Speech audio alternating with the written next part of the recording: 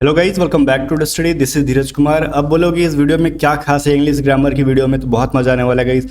अभी जो है इंग्लिश ग्रामर, इसके अंदर वर्ब को हम लोग पूरा कंप्लीट करेंगे। और वो वर्ब चैप्टर कहाँ से होगा, तो इंग्लिश एक बुक है केडी पब्लिकेशन नाम का, आपने सुना होगा नीतू मैम का, ठीक है। तो उसका मेरे पास पीडीएफ है और इस पीडीएफ से मैं आपको कंप्लीट पढ़ा दूंगा ग्रामर, उसके कुछ क्वेश्चंस के प्रैक्टिस करा दूंगा। उसके बाद ना इस पीडीएफ को मैंने टेलीग्राम पे भी अपलोड कर रखा था, तो वहां से या तो आप प्रैक्टिस कर लो या फिर इस बुक को खरीद के प्रैक्टिस कर लो। फिर देखना आपका इंग्लिश ग्रामर रॉक हो जाएगा। चाहे आप एयरफोर्स एक्स एंड वाई की तैयारी कर रहे हो, चाहे आप नेवी एसएसआर डबल ए की तैयारी कर रहे हो, इवन आप कोस्ट गार्ड की तैयारी कर रहे हो, चाहे आप एफ कैट की तैयारी कर रहे हो, चाहे एसएससी एग्जाम्स की तैयारी कर रहे हो। इंग्लिश सब में एक होता है, लेवल ऊपर नीचे होता है। ग्रामर सब में एक होता है, लेवल ऊपर नीचे होता है। तो ये बुक पढ़ लो, ऑलराउंडर हो जाओगे। और गारंटीड है कि एक क्वेश्चंस ग्रामर का नहीं छूटेगा। इसके सारे वोकैबुलरीज मैं करा दूंगा, idiom, phrases, one word, antonym, synonym, वो भी नहीं छूटेगा, ठीक है। बर्दाश्त करो, कंटिन्यू करते हैं इस वीडियो को। एक चीज़ मैं आपको बताना चाहूँगा, ठीक है, कंटिन्यू करने से पहले। इसमें देखो दिख रहा होगा बाई नीतू सिंह यहाँ पे लिखा हुआ है। इसके अंदर ना थोड़ा सा नीचे आते इसमें भाई, थोड़ा सा नीचे आके मैं आपको चैप्टर्स दिखा देता हूँ कि कौन कौन से चैप्टर्स कहाँ कहाँ पे है, ठीक है। वो जरा इंपॉर्टेंट है। देखो देखो देखो, ये पहला चैप्टर दिख रहा होगा, वर्ब बेसिक है। दूसरा टेंस है। इस तरीके से हम इसी वे में चैप्टर को कंप्लीट करेंगे, ठीक है। तो फिर चलो देरी क्या करते हैं, फटाक से जितना भी टाइम लगेगा, 1 घंटा, 1.5 घंटा, 2 घंटा, इसको कंप्लीट ही कर लेते हैं, ठीक है। फर्स्ट चैप्टर को आज खत्म कर लेंगे वर्ब को, और अगले दिन हम लोग टेंस पढ़ने वाले, ठीक है। चलो इसको स्टार्ट करते हैं। चलो, वर्ब हम लोग ला गया। तो वर्ब पढ़ने से पहले एक चीज़ हमें पता है, जो ऊपर में डेफिनेशन दे रखा है वो पढ़ना जरूरी है, ठीक है, कि वर्ब क्या है चैप्टर 1 का। तो देखो यहाँ पे इन्होंने लिख रखा है कि वर्ब कार्य का होना दर्शाता है, ठीक है। अतः वर्ब को डूइंग वर्ड भी कहा जाता है। अब इसका मतलब क्या, ये तो पता है ना कि वर्ब को इंग्लिश में वर्ब कहते हैं, तो हिंदी में क्या कहते हैं हम लोग, क्रिया कहते हैं। मतलब किसी भी काम को कर रहे हो, खा रहे हो, पी रहे हो, नहा रहे हो, जा रहे हो, रो रहे हो, हंस रहे हो, खेल रहे हो, कूद रहे हो, कुछ भी कर रहे हो, वो एक तरीके का क्रिया है जिसको इंग्लिश में वर्ब कहा जाता है, ठीक है। और आगे लिखा है अतः वर्ब को डूइंग वर्ड भी कहा जाता है। इसका मतलब क्या होता है, डूइंग वर्ड मतलब कुछ करने वाला शब्द, जिस वैसा शब्द जिससे पता चले कि कुछ हो रहा है, ठीक है, इसीलिए उसको डूइंग वर्ड यहाँ पे कहा गया है। वर्ब को 2 भागों में बांटा जा सकता है। मैम ने बताया यहाँ पे कि वर्ब को कितने भागों में बांटा जा सकता है, 2 भागों में। वो भी कौन कौन से पार्ट में भाई, भाग में, तो देखो थोड़ा सा ऊपर कर दूँ मैं आपको ताकि समझ में आए। देखो अब यहाँ पे वर्ब को हम लोग 2 भाग में बांट रहे हैं। पहला है हेल्पिंग वर्ब, दूसरा है मेन वर्ब। अब ये दोनों चीज़ें क्या हैं, बहुत सारे लोगों को पता नहीं होगा। देखो मैं आपको बताता हूँ। हेल्पिंग वर्ब जब मैं कह रहा हूँ, उसको में से इसमें से कौन सा एक वर्ड जुड़ा हुआ है, हेल्प जुड़ा हुआ है, ठीक है। हेल्पिंग वर्ब से पता चल रहा है कि ये जो वर्ब है किसी का हेल्प करता है। किसका हेल्प करता है हमको पता नहीं है, हम आगे देखेंगे, ठीक है। लेकिन वो किसी ना किसी का हेल्प करेगा। और मेन वर्ब से पता चल रहा है कि वो पूरे फिल्म का ये मेन कैरेक्टर होता है, ठीक है। लाइक समझ लो जैसे कोई मूवी बन रही होती है, तो उसमें एक हीरो होता है, एक्टर होते हैं, और कुछ लोग सपोर्टिव हेल्प, मतलब सपोर्टिंग क्या बोलते हैं उसको, सपोर्टिंग एक्टर होते हैं जो साइड से सपोर्ट कर रहे होते हैं। लाइक स्टंट वगैरह करना है, कुछ भी करना है, तो उनकी जगह पे, क्योंकि अब मान लो जैसे बहुत सारे एक्टर हैं, कुछ कुछ तो हैं जैसे आपको पता होगा, जो स्टंट खुद भी कर लेते हैं, और बहुत सारे एक्टर्स हैं, लाइक नाम तो नहीं लेंगे, फिर भी हैं जिनसे नहीं हो पाता है, तो साइड सपोर्टिव होते हैं जो सपोर्ट करते हैं, उनको हेल्प करते हैं।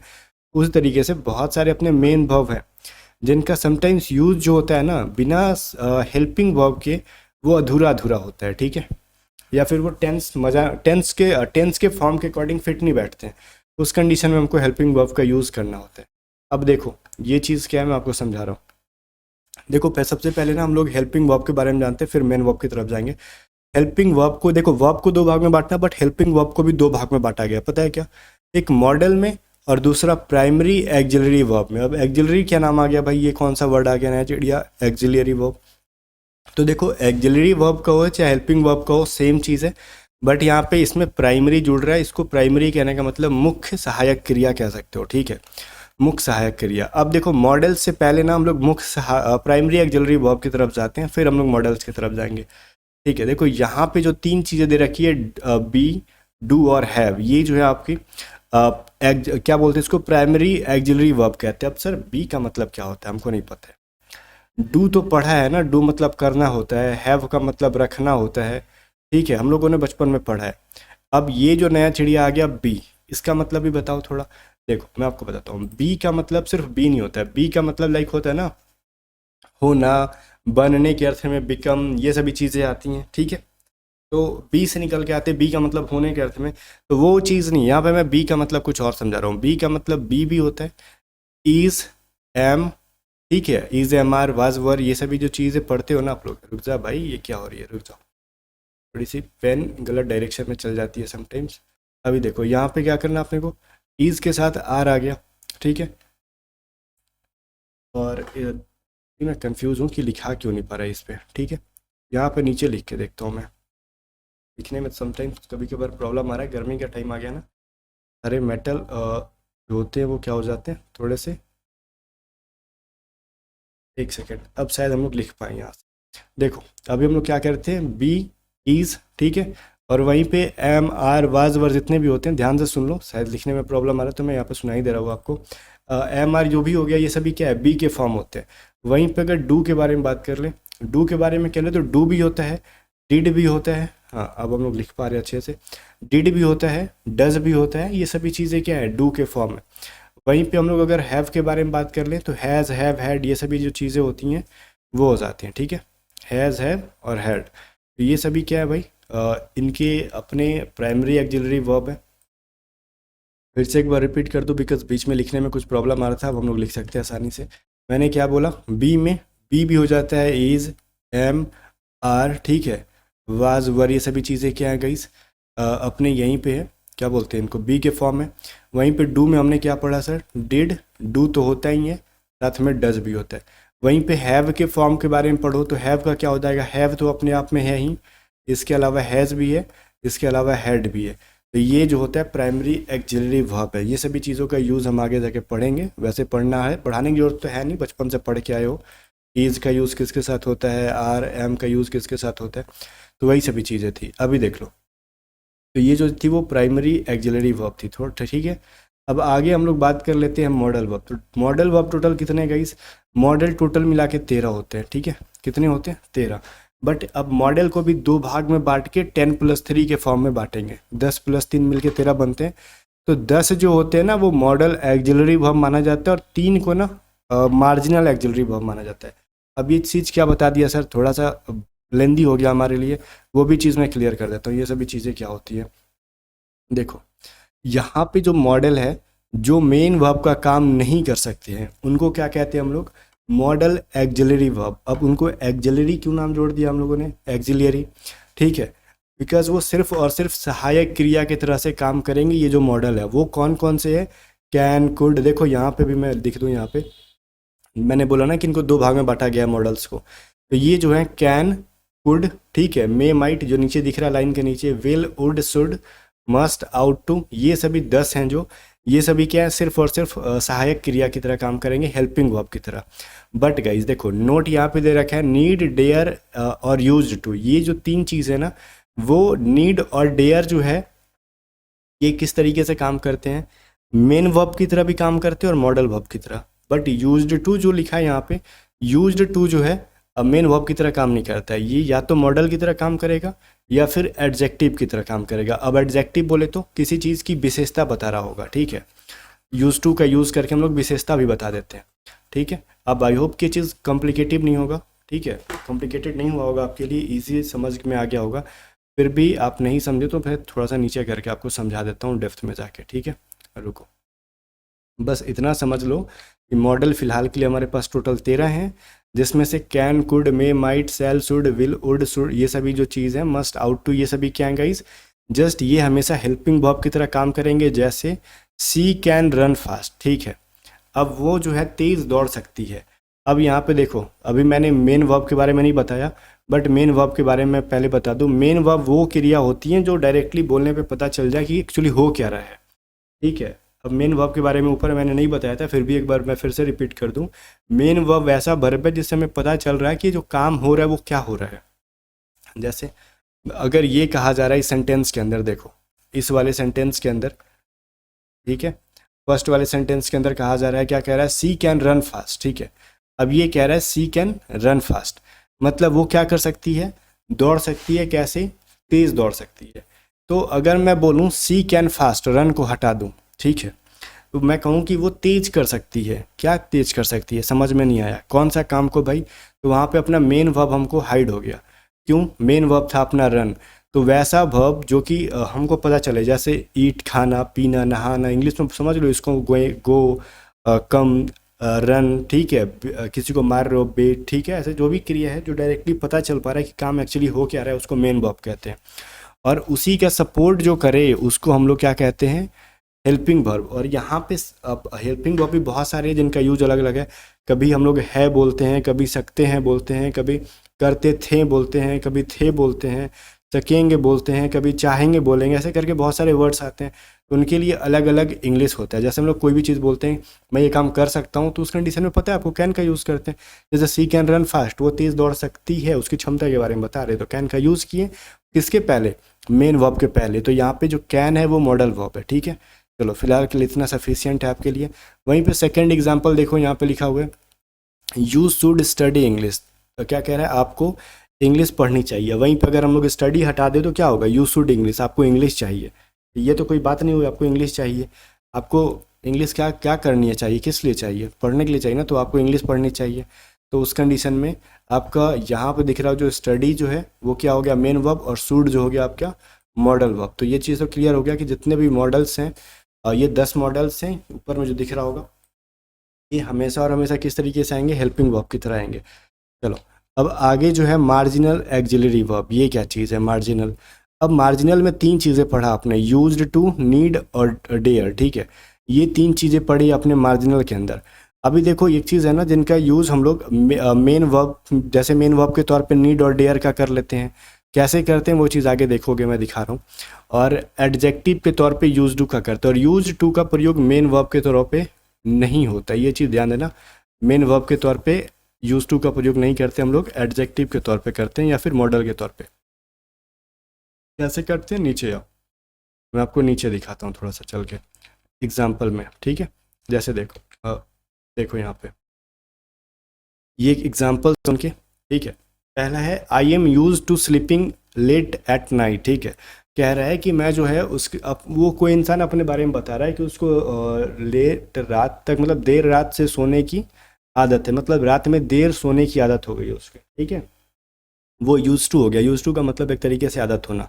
अब देखो यहाँ पे कह रहे हैं आई एम यूज टू। अब देखो गाइज यहाँ पे बोलोगे ना कि सर दो दो हेल्पिंग वर्ब आ गया, एम भी हेल्पिंग वर्ब है और यूज टू भी हेल्पिंग वर्ब है। तो गाइज यहाँ पे जो है ना यूज टू क्या आ रहा है, एक एडजेक्टिव की तरह पे आ रहा है। तो कहोगे सर यहाँ पे लिखा है तो समझ में आ गया, ऐसे कैसे पता चलता। हाँ देखो सही बात है, ऐसे कैसे पता चलता, यूज टू से समझ में आ रहा है ना यहाँ पे कि हमको क्या हो रही है, आदत हो रही है लेट रात, मतलब रात को देर से सोने की, ठीक है। तो एक चीज़ समझो, जब आदत हो रही है तो ये चीज़ क्या समझ में आ रहा है, किसी इंसान की विशेषता है कि उसकी ये चीज़ आदत है। तो विशेषता से समझ में आ गया ना, वो चीज़ उसकी विशेषता है। विशेषता को इंग्लिश में क्या बोलते हैं हम लोग, एडजेक्टिव। कहानी खत्म। और एक चीज़ देखना, यूज़ टू के बारे में मैं अभी एक मेंशन कर दूं, एक बात जो कि आगे चल के बहुत ही इंपॉर्टेंट होने वाली है, अदरवाइज छूट गई तो फिर छूट ही जाएगी। देखो यूज़ टू एक वर्ड है, अगर सेंटेंस में आता है तो जनरली आप लोग बोलोगे सर यूज्ड टू के साथ ना हम लोग क्या करते हैं, यूज्ड टू के साथ सर हम लोग V1 का यूज़ करते हैं, बट इसमें जीरंड का यूज़ है। जीरंड क्या होता है गाइस, किसी भी वर्ब में आईएनजी लगा देते हैं तो वो जीरंड बनता है। तो बोलोगे सर इसके साथ जो है आईएनजी लगा हुआ है, वर्ब का चौथा रूप है, कैसे, जबकि यूज टू के साथ या फिर 2+V1 होता है।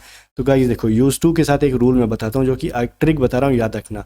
देखो यहाँ पे यूज टू के पहले क्या लगा हुआ है, देखो एम लगा हुआ है, क्या लगा हुआ है, एम लगा हुआ है, ठीक है।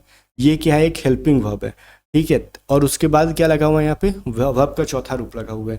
तो ये जो रूल है बहुत इंपॉर्टेंट है, जो बच्चे पढ़ते हैं फर्स्ट टाइम पे इस चीज़ पे फोकस नहीं करते, आगे निकल जाते हैं, ठीक है। इसलिए मैं आपको यहाँ पे बता रहा हूँ, ये जो चीज़ है ना, एम के साथ या फिर किसी भी हेल्पिंग वर्ब, यूज टू के पहले किसी भी टाइप का वर्ब आया हो, ध्यान रहे मैंने बोला किसी भी टाइप का वर्ब आया हो, हेल्पिंग वर्ब हो, इज एम आर में, सॉरी सब क्या बोलते हैं, helping verb, is am are, was verb, कुछ भी हो, और फिर यूज टू आया है, तब आगे जाके क्या लगेगा, वर्ब का चौथा रूप लगेगा, ठीक है। या फिर यहाँ पे कोई भी हेल्पिंग वर्ब हो, मॉडल हो या फिर प्राइमरी एक्सिलरी हो, इवन मेन वर्ब भी आपको कभी दिख गया तो आगे जाके हम लोग क्या करेंगे, वर्ब का चौथा रूप का प्रयोग करेंगे यूज टू के साथ। ये बात दिमाग में रखना। आप कहोगे दिमाग में कैसे रखेंगे, तो आपकी प्रॉब्लम है, आप कैसे रखोगे, 2 बार 3 बार पढ़ोगे सब याद रहेगा, ठीक है। ये चीज़ समझ में आ गया, यूज टू का हम लोग एडजेक्टिव के तौर पे कैसे यूज़ किए, नहीं समझ में आया तो वीडियो को पीछे करके देख लो। अब 2 नंबर क्वेश्चन जो एग्जाम्पल क्या कह रहा है, आई नीड यू, मुझे आपकी क्या है, ज़रूरत है। अभी नीड यू यहाँ पे डायरेक्टली आई नीड यू, अब देखो यहाँ पे जैसे मैंने बोला ना, मैंने ये क्या बोला था, सी कैन फास्ट, मैंने एक एग्जांपल बोला था, जबकि वो लिखा हुआ था सी कैन रन फास्ट, मैंने ये चीज़ पढ़ाया था। अब देखो यहाँ पे हमको समझ में आ गया था कैन क्या है, एक ध्यान दो पहले इस पे, कैन क्या है, एक मॉडल वर्ब है। कैसे पता चल रहा है कि वो एक हेल्पिंग वर्ब है, मॉडल वर्ब है, मतलब हेल्प, मॉडल भी तो एक हेल्पिंग वर्ब ही है ना, बिकॉज उसके बाद मेन वर्ब आया है। हमको रन के बिना कैन का इस्तेमाल समझ में नहीं आएगा कि वो कर सकती है, क्या कर सकती है, हमको समझ में नहीं आ रहा है, ठीक है। तो अगर हम बोले सी कैन फास्ट, वो तेज सकती है, क्या सकती है भाई, तेज सकती है, क्या तेज सकती है, समझ में नहीं आ रहा है। तो उस कंडीशन में कैन का यूज़ का कोई अर्थ नहीं बनता। लेकिन नीड यहाँ पे जब आया है तो नीड के बाद कोई और वर्ब है क्या, नहीं ना, आई नीड यू है, मतलब नीड का मतलब ज़रूरत के हिसाब से है। तो यहाँ पे हमको समझ में आ गया कि नीड के बाद कोई वर्ब का यूज़ है नहीं, फिर भी वो हमें अर्थ दे रहा है, तो इसका मतलब नीड यहाँ पे मेन वर्ब की तरह है। आई नीड यू मतलब मुझे आपकी ज़रूरत है, गाना सुना है ना, मुझे तेरी ज़रूरत है, वही वाला है। तो ये चीज़ थी, थोड़ा सा मैं इसको इरेज कर दूं तो समझ में आ गया कि नीड का यूज़ मेन वर्ब की तरफ कैसे करते हैं। अब यहाँ पे बोलोगे ना कि सर हेल्पिंग वर्ब की तरफ या फिर मॉडल वर्ब की तरह कैसे यूज़ करते हैं। देखो मॉडल वर्ब या फिर हेल्पिंग वर्ब, फिर से मैं कह रहा हूँ हेल्पिंग वर्ब ही क्या है, modal verb, sorry modal verb ही क्या है, हेल्पिंग वर्ब। अब हेल्पिंग वर्ब को दो भाग में बांटा था हमने, एक पहले मॉडल वर्ब में, दूसरा प्राइमरी एक्सिलरी वर्ब में। तो यहाँ पे सेकंड के बी, मतलब सेकंड के बी में देखो क्या है, you need not come tomorrow, ठीक है, you need not come tomorrow, इसका मतलब क्या हुआ, यहाँ पे समझ में आ रहा है कि तुम्हें कल आने की ज़रूरत नहीं है, ठीक है। अब आने की, तो कम जो है एक मेन वर्ब आ गया, ठीक है। अब एक मेन वर्ब आ गया जो कि डायरेक्ट इन्फिनिटिव है। अब डायरेक्ट इन्फिनिटिव क्या होता है वो आगे पढ़ोगे, फिर भी बता दूँ, बिना टू के जो V1 आ जाए उसको डायरेक्ट इन्फिनिटिव कहते हैं, ठीक है। तो वही चीज़ है। तो यहाँ पे नीड अगर मैं बोल दूँ यू नीड नॉट टुमारो, कम को अगर मैं भूल जाऊँ, देखो कम को अगर मैं भूल जाता हूँ, समझ लो कि कम लिखा ही नहीं है, सिर्फ पढ़ो इसको, यू नीड नॉट टुमारो, तुम्हें कल ज़रूरत नहीं है, ठीक है। अब किस चीज़ की ज़रूरत नहीं है समझ में नहीं आ रहा है, यू नीड नॉट टुमारो, तुम्हारी कल, मतलब इससे कोई अर्थ नहीं निकल रहा है परिपूर्ण, ठीक है। मैं बोलता हूँ ना कि तुम्हें तुम्हारी ज़रूरत है, समझ में आ रहा है, कुछ ना कुछ हेल्प चाहिए उसको, बट मैं बोलो यू नीड नॉट टुमारो, ठीक है, तुम कल ज़रूरत नहीं है, ठीक है। तो ये चीज़ तो गलत आ रहा है, कुछ भी सेंस नहीं आ रहा है। तो उसको परफेक्ट बनाने के लिए हमको एक मेन वर्ब की यहाँ पे देना पड़ेगा, जैसे you need not come tomorrow, तुम्हारी कल आने की ज़रूरत नहीं है, तुम्हारी कल हेल्प की ज़रूरत नहीं है, या फिर तुम्हारी किसी चीज़ की ज़रूरत नहीं है। तो उस कंडीशन में नीड जो है as a helping verb use होता है। बट ज़्यादा टेंशन ना लो, आपको जहाँ पे एग्ज़ाम में जाके ना इंग्लिश पे ग्रंथ नहीं लिखना है कि उतना टेंशन ले रहे हो, बस इतना समझ लो, नीड के साथ ऐसा कोई सब, नीड के बाद जस्ट कोई सब्जेक्ट आया, ऑब्जेक्ट आ गया हो और वो अर्थ पूरा लग रहा है कि दे रहा है, तो हम समझ लेना नीड वहाँ पे मेन वर्ब है। और नीड के साथ कोई एक आगे वर्ब आ गया तो नीड समझ लेना वहाँ पे हेल्पिंग वर्ब है, ठीक है। बस इतना समझो, हमको इंग्लिश में वहाँ पे जाके ग्रंथ व्रंथ तो लिखना नहीं है, या फिर आपको कोई कहानी लिखनी नहीं है कि जाके पूरा ग्रामर का यूज़ करना है, जस्ट आपको कॉमन रीडर छाट लेना वहाँ से, ठीक है। आगे देखो फिर कह रहा है 3 नंबर में डेयर का यूज़ कर लो, क्योंकि 3 चीज़ें थी, नीड, डेयर और यूज़ टू, हमने 3 चीज़ों को छाटा था ना अलग में। चलो अब डेयर कह रहा है क्या, she does not dare to come home late. अब डेयर का मतलब दुस्साहस करना, ठीक है। अब सी डज नॉट डेयर, वह क्या नहीं कर सकती है, दुस्साहस नहीं कर सकती, टू कम होम लेट, ठीक है। अब यहाँ पे क्या है, ये वर्ब का जो फॉर्म है ये किस तरीके से आया, इन्फिनिटिव। अब वो क्या नहीं कर सकती है, अब यहाँ पे सवाल आता है ना कि देर आने की, तो दुस्साहस नहीं कर सकती है, देर आने की क्या नहीं कर सकती, तो दुस्साहस। तो यहाँ पे दुस्साहस जो है एक तरीके से क्या है, मेन वर्ब है जिसका V1 V2 V3 बनाया जा सकता है।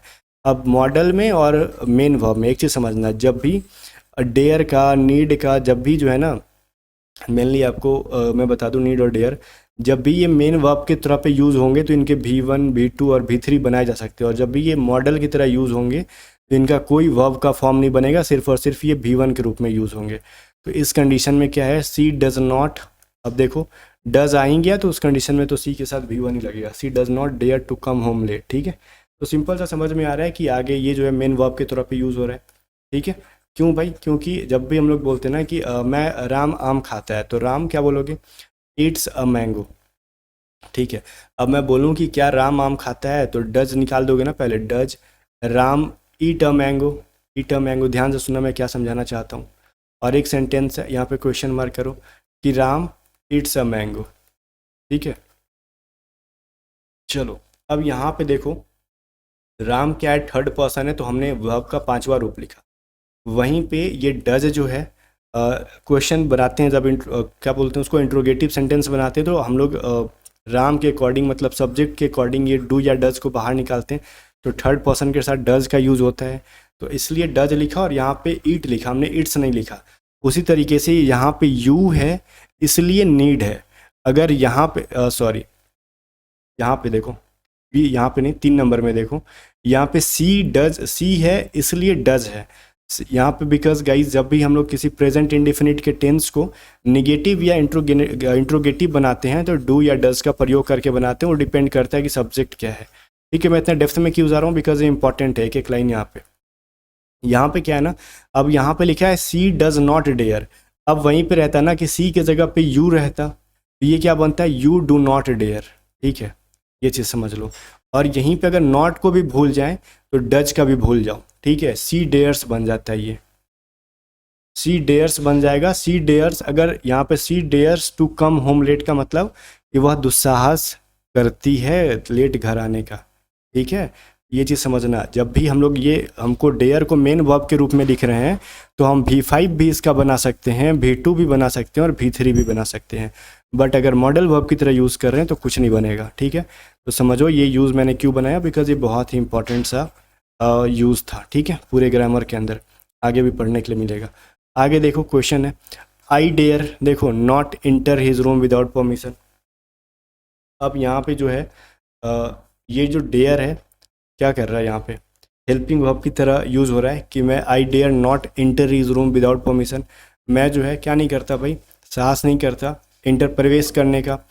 यहाँ पे जो है ना डायरेक्ट इन्फिनेटिव आ गया। जब भी डायरेक्ट इन्फिनेटिव और यहाँ पे इन्फिनेटिव, डायरेक्ट इन्फिनेटिव से पहले नीड और डेयर का यूज़ हेल्पिंग वर्ब की तरह होता है और इन्फिनेटिव से पहले ये मेन वर्ब की तरह होता है।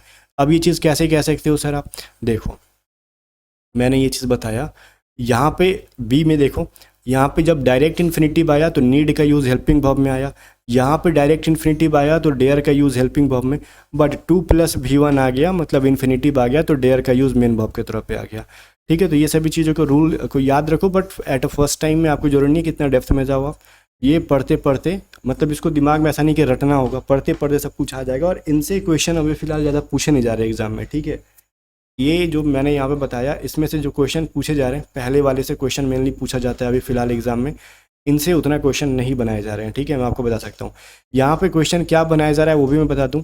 यहाँ पे समटाइम्स यहाँ पे कोई एक वर्ब दे के आगे स्लीपिंग को स्लीप लिख दिया जाता है, तो उस कंडीशन में हमको पकड़ना होता है कि जब आई के बाद या फिर किसी भी सब्जेक्ट के बाद एक वर्ब आ गया है तो यहाँ पे जीरंड का यूज़ होगा, तो वहीं पे स्लीपिंग को स्लीप कर देते हैं और आपको बोल देते हैं कॉमन एरर खोजो, तो लड़के बोलते हैं यूज़ टू स्लीप सही तो लग रहा है, नो एरर कर देते हैं, तो फिर प्रॉब्लम हो जाता है। ठीक है, चलो समझना, आगे देखते हैं।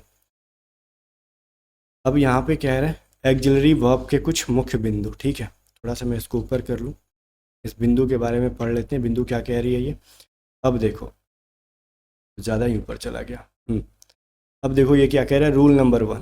रूल नंबर 1 कह रहा है क्या, मॉडल एक्जिलरी वर्ब का प्रयोग मेन वर्ब के रूप में नहीं होता। तो मैंने बोल दिया पहले ही ना कि आपको ऊपर में बता दिया था, जो चीज़ हम लोग नीचे पढ़ने वाले हैं ऊपर ही मैंने चिल्ला चिल्ला के बता दिया कि मॉडल एक्जिलरी वर्ब को हम लोग क्या करते हैं, मेन वर्ब के रूप में नहीं कर सकते। जैसे आई कैन लिफ्ट दिस बुक, तो ये कैन जो है एक मॉडल है, हेल्पिंग वर्ब है, तो मैं इस बॉक्स को उठा सकता हूँ।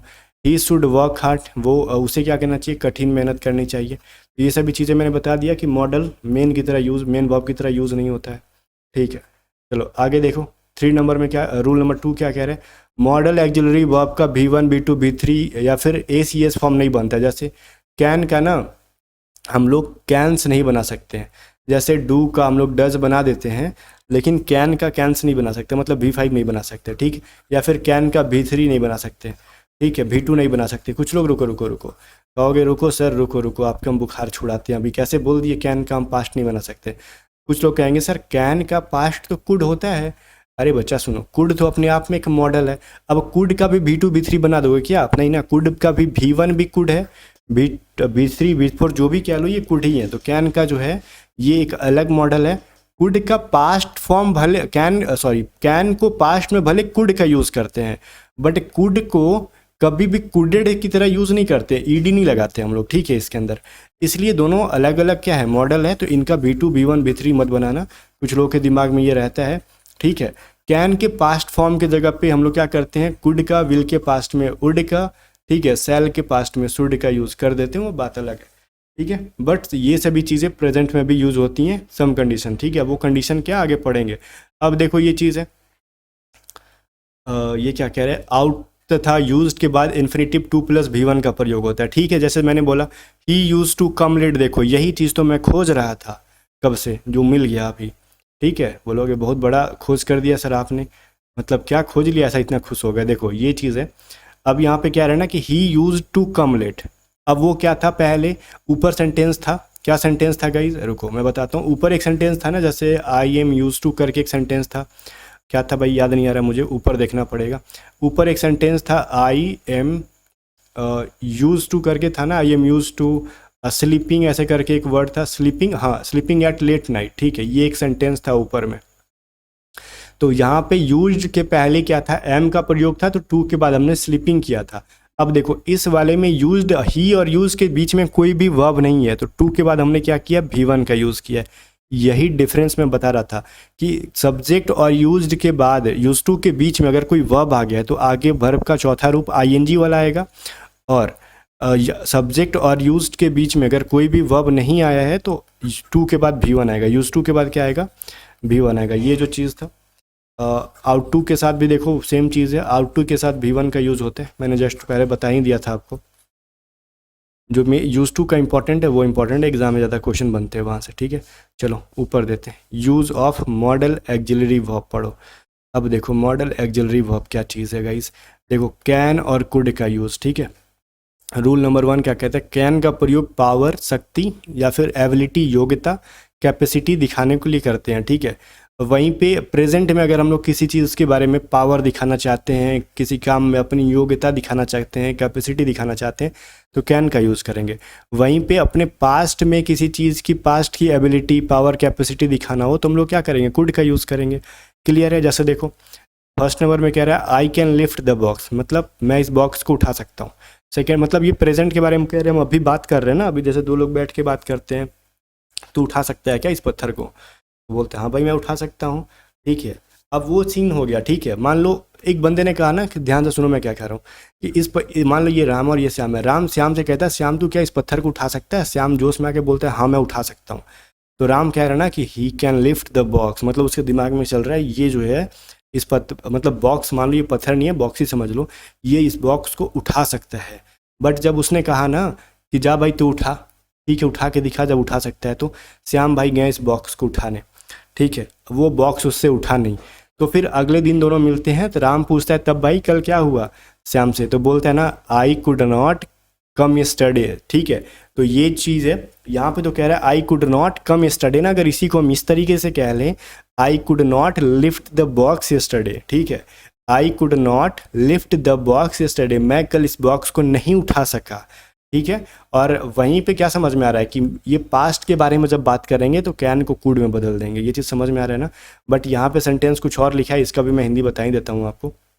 ये सेंटेंस कह रहा है, पूछा जा रहा है ना, he I could not come study का मतलब मैं कल नहीं आ सका, तो ठीक है। अगर हम बोलते हैं आज के लिए तो मैं आज नहीं आ सकता हूँ, तो आई कैन नॉट कम टूडे, मैं आज नहीं आ सकता हूँ। यहीं पर अगर पास्ट के बारे में बात करेंगे तो आई कुड नॉट कम स्टडी, मैं कल नहीं आ सका। क्लियर चीज़ है, इसके अंदर कोई बहुत ज़्यादा डिफिकल्ट चीज़ था नहीं। चलो इसको मिटा के या फिर छोड़ो, आगे निकलते हैं, ठीक है।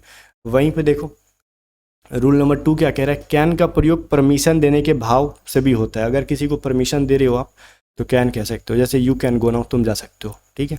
परमिशन दे रहे हो तभी तो जाएगा ना, बिना परमिशन के मान लो वो नहीं जा सकता तो आप उसको कैन का परमिशन देने के लिए करते हो। ये सभी चीज़ें आपको पता होगा, आई होप, मैं उम्मीद करता हूँ। अभी चलो नीचे चल के देखते हैं और क्या क्या चीज़ें हैं, ठीक है, आगे देखते हैं। चलो अब यहाँ से आ गया रूल नंबर 3। रूल नंबर 3 इस बुक में क्या कह रहा है, कह रहा है कैन का प्रयोग जो है थ्योरेटिकल पॉसिबिलिटी को दिखाने के लिए किया जाता है। अब ये चीज़ क्या है? थ्योरेटिकल पॉसिबिलिटी मतलब सैद्धांतिक संभावना, ऐसा संभावना जो कि मतलब एक तरीके से कह लो किसी इंसान का जो चीज़ सिद्धांतिक है या फिर जो चीज़ें एक तरीके से कह लो ना कि स्वाभाविक चीज़ें हैं। जैसे एग्जांपल में दे रखा है यहाँ पे, every one can make a mistake, मतलब ये स्वभाव है, कोई भी मिस्टेक कर सकता है, हर कोई मिस्टेक कर सकता है। तो उस कंडीशन में जो है पॉसिबिलिटी दिखा रहे हैं।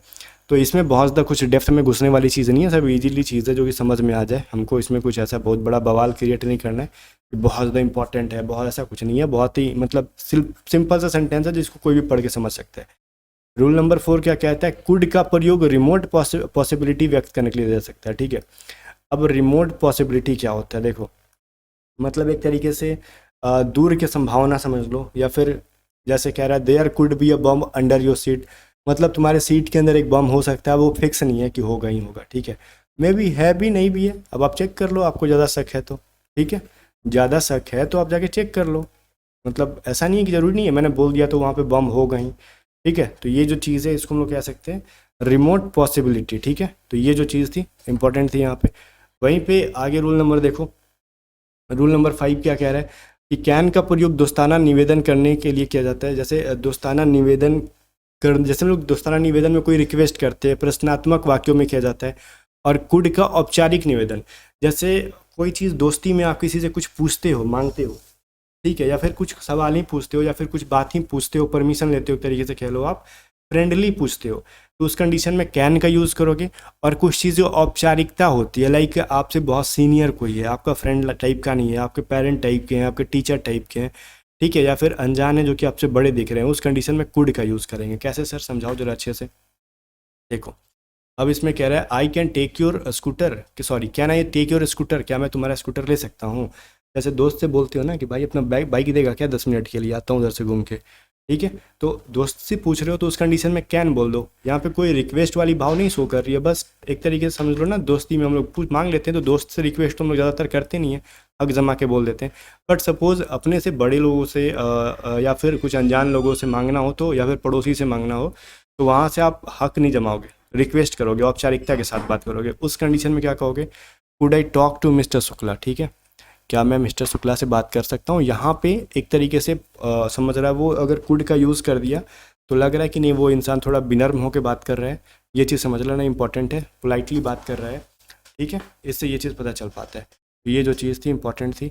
आगे देखो, इसको थोड़ा मिटा दे, और नीचे नोट जो लिखा है वो इम्पॉर्टेंट है, नीचे का जो नोट है, ठीक है, इन सभी चीज़ों को मिटा देते हैं।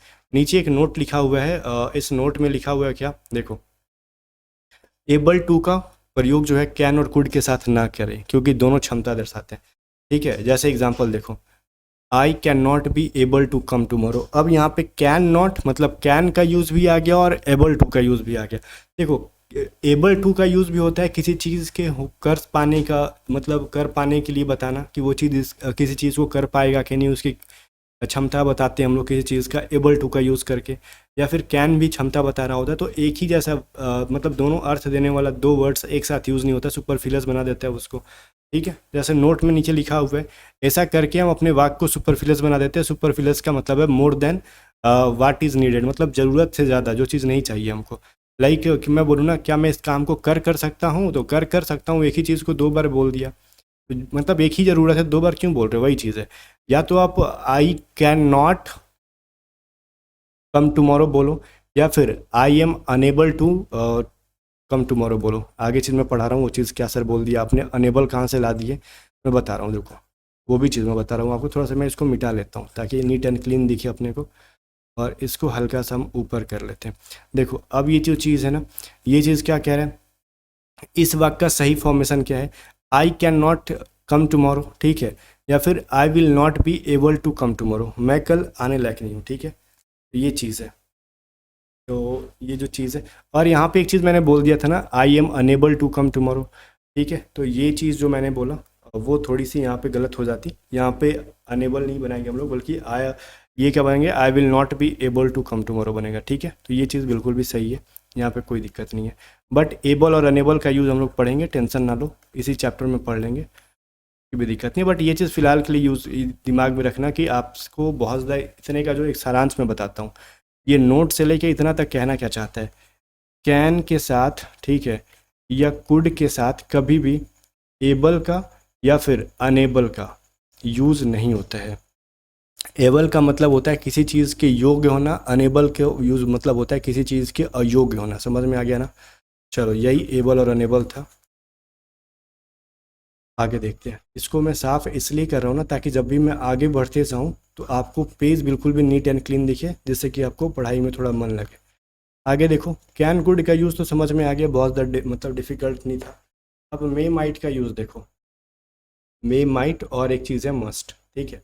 इन चीज़ों का यूज़ हमको देखना है, क्योंकि इसके अंदर हम देख लेंगे, ठीक है। मे माइट और मस्ट का यूज़ हम लोग किस तरीके से करते हैं वो भी पूछ लेता है कभी कभार एग्जाम में हमारे।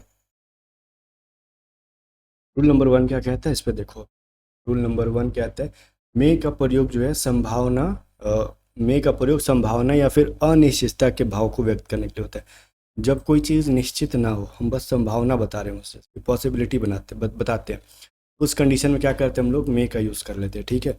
जैसे it may rain tonight, ठीक है, मतलब आज रात को बारिश हो सकती है, बट एक्चुअली होगी कि नहीं इसका कुछ पता नहीं, हम लोग बस संभावना बता रहे हैं। अब कैसे बता रहे हैं, अब ऐसा नहीं कि दिमाग में आया और बोल दिए। तो आकाश वकाश देख के बता रहे होंगे, हल्का फुल्का बादल टाइप का दिख रहा होगा, उस कंडीशन में हमने बोल दिया, ठीक है। हल्का फुल्का भी नहीं होता है कि बादल दिख गया तो हम बोल देते हैं कि शायद बारिश होगा, तो इट में रेन टू नाइट, ठीक है। तो ये चीज़ फिक्स नहीं है कि बारिश हो ही जाएगा, तो ये चीज़ कह रहा है कम संभावना व्यक्त करता है ये, ठीक है। अब देखो रूल नंबर 2 क्या कहता है, मे का प्रयोग इच्छा को व्यक्त करने के लिए भी किया जाता है ऑप्टेटिव सेंटेंस के अंदर। ऑप्टेटिव सेंटेंस क्या है, जिसके लास्ट में देखो ये चीज़ दिख जाए, ये मार्क्स ऑफ एक्सक्लेमेशन बोलते हो ना, मार्क ऑफ एक्सक्लेमेशन, उसको कहते हैं ऑप्टेटिव, ठीक है। जैसे अब मे यू लीव लॉन्ग, अपना हम लोग क्या कर रहे हैं, इच्छा बता रहे हैं। वो कैसा इच्छा बता रहे हैं, एक तरीके से विश भी कर रहे हैं, मे यू लीव लॉन्ग, आप जो है ज़्यादा दिन तक जियो और इस पृथ्वी पे भोगते रहो ठीक है। जो जितना ज़्यादा दिन जिएगा उतना ही जब उसको दुख मिलेगा, यही बात है।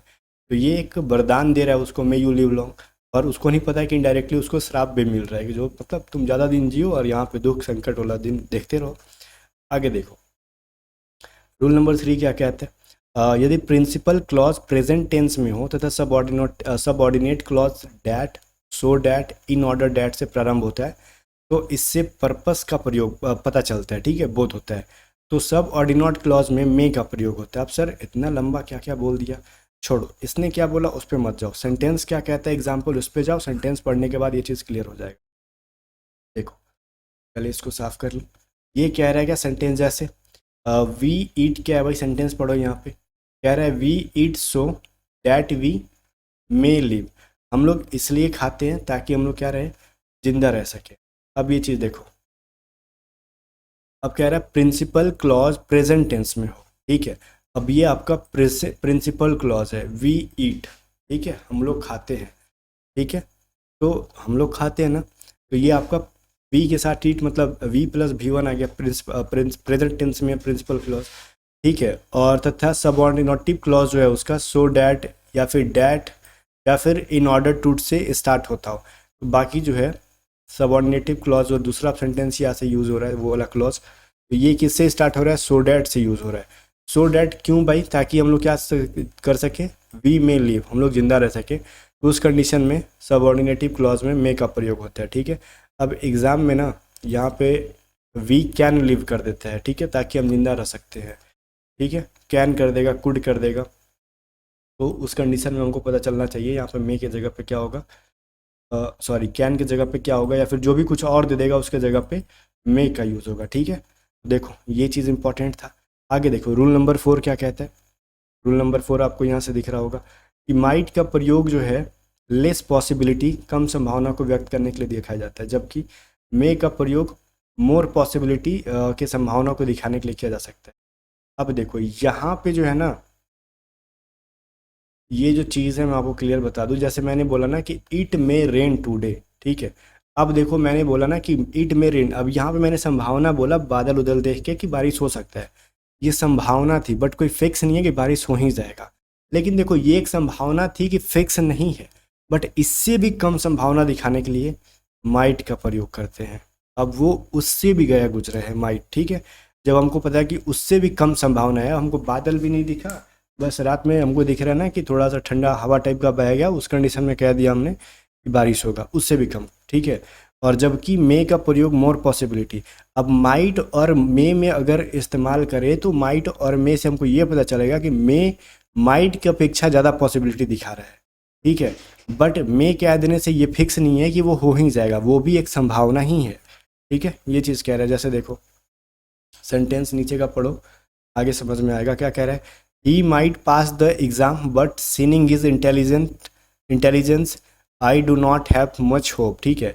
कह रहा है कि वो शायद एग्ज़ाम पास कर जाए, लेकिन उसके इंटेलिजेंस को देख के आई do not have much hope, मुझे बहुत ज़्यादा उम्मीद नहीं है, ठीक है। मतलब हम लोग किसी को खुश करने के लिए बोल सकते हैं कि तुम शायद पास कर जाओगे, लेकिन नहीं होता है कि उसको देख के पता चल पाता है कि वो लड़का बहुत मनमौजी टाइप का, पढ़ता लिखता नहीं है, वो पढ़ने में भी गधा है। जैसे बोले सर्कल बनाओ तो ट्रायंगल बना देता है, तो वो सभी चीज़ें देख के मतलब उसको उम्मीद नहीं है कि वो पास करेगा, ठीक है। ये चीज़ है, माइट का यूज़ जो है संभावना दिखाते हैं, बट वो में से क्या होता है, वीक होता है, कमज़ोर होता है, कम संभावना होता है, ठीक है। बस ये था। और ये सब चीज़ें जो है अब इसमें इतने में जो हमने पढ़ा सबसे इम्पोर्टेंट यहाँ पे था ये वाला, ठीक है। इससे सवाल एग्ज़ाम में रूल नंबर 3 से पूछ रहा है, ठीक है। आजकल एग्ज़ाम में 1 2 और जो मैंने बोला ना कि 4 में उतना ज़्यादा नहीं पूछ रहा है। अब 5 नंबर देखो, अगर संभावना बहुत ज़्यादा हो तो मस्ट का प्रयोग करते हैं। हाँ ये चीज़ ठीक है। अगर हमको लगता है ना कि एकदम संभावना बहुत मतलब पक्का वाला संभावना है कि ऐसा हो ही जाएगा, उस कंडीशन मस्ट का प्रयोग करते हैं। जैसे he stays 5 stars hotels and travels by flight he must be very rich. अब देखो संभावना तो संभावना है, ये मस्ट बोल के हम लोग उस संभावना को बहुत तगड़ा तो बना दे रहे हैं, बट फिर भी इसका मतलब ये नहीं है कि फिक्स हो गया। अब देखो कहना क्या चाहता है ये देखो, अब ये सवाल एग्जाम्पल में लिखा हुआ है ना कि he stays in 5 star hotels and travels by flight, वह कहाँ रुकता है, 5 स्टार होटलों में रुकता है और ट्रैवल करता है फ़्लाइट से। अब देखो कोई 5 स्टार होटल में रुक रहा है, खाना पीना खा रहा है, रह रहा है रात भर, और मतलब कहीं भी जाना रह रहा है तो वो फ्लाइट से जा रहा है ट्रेन के बदले, तो उससे पता चल रहा है ना कि वो बहुत ज़्यादा अमीर है। तो ही के साथ क्या यूज़ करोगे, मस्ट का। अब उतना देख लिए तो समझ में आ गया ना भाई, एकदम अमीर होगा वो, फिक्स है। लेकिन अभी भी कुछ लोग कह देंगे ना कि सर मस्ट ठीक है, मस्ट का यूज़ कर दिया ग्रामर के अनुसार, ठीक है, फिर भी क्या गारंटी है कि उसके अपने बाप का पैसा है, हो सकता है कि किसी और के पैसे की बदौलत वो घूम रहा हो, ठीक है। तो इसीलिए तो कहा गया ना कि अगर संभावना बहुत अधिक हो, ये नहीं कह रहा है कि वो एग्जैक्टली वो सही ही बात हो, वो इसलिए पहले ही ग्रामर में कहा दिया जाता है कि मे, मस्ट और माइट तीनों संभावना दिखा रहे होते हैं, वो एग्जैक्टली बता नहीं देते किसी इंसान के बारे में, ठीक है ना। बट अगर बहुत स्ट्रांग संभावना दिख रहा है उसके लक्षण को देख के तो मस्ट का यूज़ करो, उससे थोड़ा कम संभावना है तो मे का यूज़ करो, और आपको संभावना नहीं है ज़्यादा तो उस कंडीशन में किसका यूज़ करोगे आप यूज़ कर लोगे किसका, माइट का यूज़ कर लोगे। और फिलहाल आपको स्क्रीन पे कुछ दिख नहीं रहा होगा, मैं ऐसा उम्मीद करता हूँ। ज़रा इसको मैं फिक्स करूँ फिर आगे बढ़ते हैं हम लोग। चलो तो फिर मे, माइट और मस्ट की संभावना के तौर पे कैसे यूज़ करते हैं तो समझ में आ गया, ठीक है। अब परमिशन के तौर पे भी देख लो, यहाँ पे मे का यूज़ होता है। जैसे रूल नंबर 6 क्या कह रहा है देखो यहाँ पे, रूल नंबर 6 में कह रहा है कि मे का प्रयोग सम्मान के साथ निवेदन करने के लिए भी करते हैं, ठीक है। जैसे मे आई कम इन सर। अब देखो अगर किसी से निवेदन कर रहे हो, रिस्पेक्टफुली निवेदन कर रहे हो, ठीक है, तो उस कंडीशन में मे का यूज़ करोगे। लाइक अगर स्कूल में घुस रहे हो और वहाँ पे कह रहे हो क्लास में जाने से पहले कैन आई कमिंग सर, या फिर can I come sir, come in sir, coming नहीं कम इन सर, ठीक है। तो उस कंडीशन में मास्टर थोड़ा सा बौखला जाएंगे, कहेंगे भाई तेरी इतने दुस्साहस, तू मेरे से मतलब रूडली बात कर रहा है, तो कैन से मतलब रूडली नहीं फ्रेंडली बात कर रहा है, ये चीज़ कह लो। तो वहाँ पर रिस्पेक्ट नहीं दिखा रहे होते हम लोग, एक तरीके से फ्रेंडली हो जाते हैं। तो टीचर भाई है तो कितना भी है तो टीचर ही है, आपसे अच्छे से बात कर ले तो फिर भी आपका क्या बनता है वहाँ पे कि मे का यूज़ करके रिस्पेक्ट ही दो, ठीक है। तो ये रिस्पेक्ट के साथ अगर कोई चीज़ का निवेदन करना है तो मे का यूज़ होगा, हम लोग ये बचपन से पढ़ते आ रहे हैं। वहीं पे देखो नोट में क्या कह रहा है यहाँ पे, मे एवं माइट के साथ पॉसिबिलिटी एवं लाइकली, सॉरी पॉसिबली और लाइकली का प्रयोग ना करें, दोनों क्या करते हैं, संभावना दिखाते हैं। देखो पॉसिबली मतलब पॉसिबिलिटी पढ़े हो ना कि संभावना व्यक्त करना हो, वही है पॉसिबली, इसे भी संभावना व्यक्त होता है और लाइकली से भी संभावना व्यक्त होता है। जैसे बोला मेरे ऊपर मैंने बोला ना कैन और कुड के साथ अनेबल और एबल का यूज़ नहीं होता है, वैसे ही मे माइट के साथ कभी भी पॉसिबली एवं लाइकली का यूज़ नहीं होता है, सुपरफ्लुअस बन जाता है, ये चीज़ याद रखना। जैसे we may possibly come tomorrow, हम शायद कल आएंगे, ठीक है। अब बोल दिया वी मे कम टुमारो, तो भी समझ में आ रहा है कि कल आने की हमारी संभावना है। अब वहीं पे पॉसिबली जोड़ने की ज़रूरत नहीं है, या तो आप कहो ना कि वी मे कम टुमारो या फिर we will possibly come tomorrow, या तो हम कल आएंगे या फिर we will possibly come tomorrow या फिर हम कल आएंगे, दोनों का अर्थ एक ही है। ठीक है, चलो आगे देखते हैं क्या कह रहे हैं। ऐसा इसको ऊपर कर लेते हैं। अब अगला पेज में क्या क्या ड्रामा है ये देख लो। हाँ, अगला पेज में सेल और विल है। ठीक है, आगे देखो रूल नंबर 1 क्या कहता है सेल और विल का। ये कह रहा है कि सेल का प्रयोग जो है फर्स्ट पर्सन के सब्जेक्ट आई और वी के साथ फ्यूचर के किसी भी कार्य को व्यक्त करने के लिए करते हैं। अब ये चीज़ तो आपको पहले से ही पता होगा कि फर्स्ट पर्सन क्या होता है, सेकंड पर्सन क्या होता है, थर्ड पर्सन क्या होता है। लाइक अगर मैं बोलूँ आई क्या है, फर्स्ट पर्सन है। ठीक है, और यू क्या है, सेकंड पर्सन है। और कोई नाम या फिर ही सी इट, ये सब ही सी इट जो भी, ये सब थर्ड पर्सन है। ठीक है, और आई के साथ वी भी फर्स्ट पर्सन ही है, हम लोग। ठीक है, तो ये जो है समझ में आ गया होगा। तो यहाँ पे क्या क्या रहना है, यहाँ पे फर्स्ट में सेल का प्रयोग फर्स्ट पर्सन के सब्जेक्ट आई और वी के साथ फ्यूचर के किसी भी कार्य को व्यक्त, जो भी मतलब सेल का यूज़ जो है आई और वी के साथ फ्यूचर में जो भी काम करते हैं उनके लिए प्रयोग किया जाता है। बाकी सब्जेक्ट के साथ विल का प्रयोग करो, बाकी के साथ फ्यूचर के लिए यू और राम सी, या फिर कोई नाम है सी इट ही, इनके साथ विल का यूज़ होगा। ठीक है, फ्यूचर के बारे में बता रहे हैं। तो जैसे एग्जांपल देखो, I shall go to college tomorrow and I will come with me. देखो अब ये क्या है, क्या रहना यहाँ पे समझने वाली बात इंपॉर्टेंट है, बिकॉज एग्जाम में पूछे जाते हैं आजकल। आई shall go to college tomorrow, कल वो क्या क्या जाएगा भैया, स्कूल जाएगा। ठीक है, and he will come with मी, और वह जो है मेरे साथ आएगा। मैं सॉरी आई है तो मैं है ना, मैं कल स्कूल जाऊंगा, और ही विल कम विथ मी, और वो मेरे साथ आएगा। अब आई के साथ हमने सेल यूज़ किया और ही के साथ विल यूज़ किया, क्यों है, आई जो था फर्स्ट पर्सन था, ही जो है थर्ड पर्सन है। समझ में आ गया ना, ही और विल का यूज़ यहाँ पे कहाँ पे है। बट रुको, यही तो हो गया नौटंकी ड्रामा सेल और विल का। ठीक है, अब थोड़ा सा ना मॉडर्न इंग्लिश में आते हैं हम लोग। मॉडर्न इंग्लिश बोले तो मतलब आधुनिक अंग्रेजी में आ जाते हैं।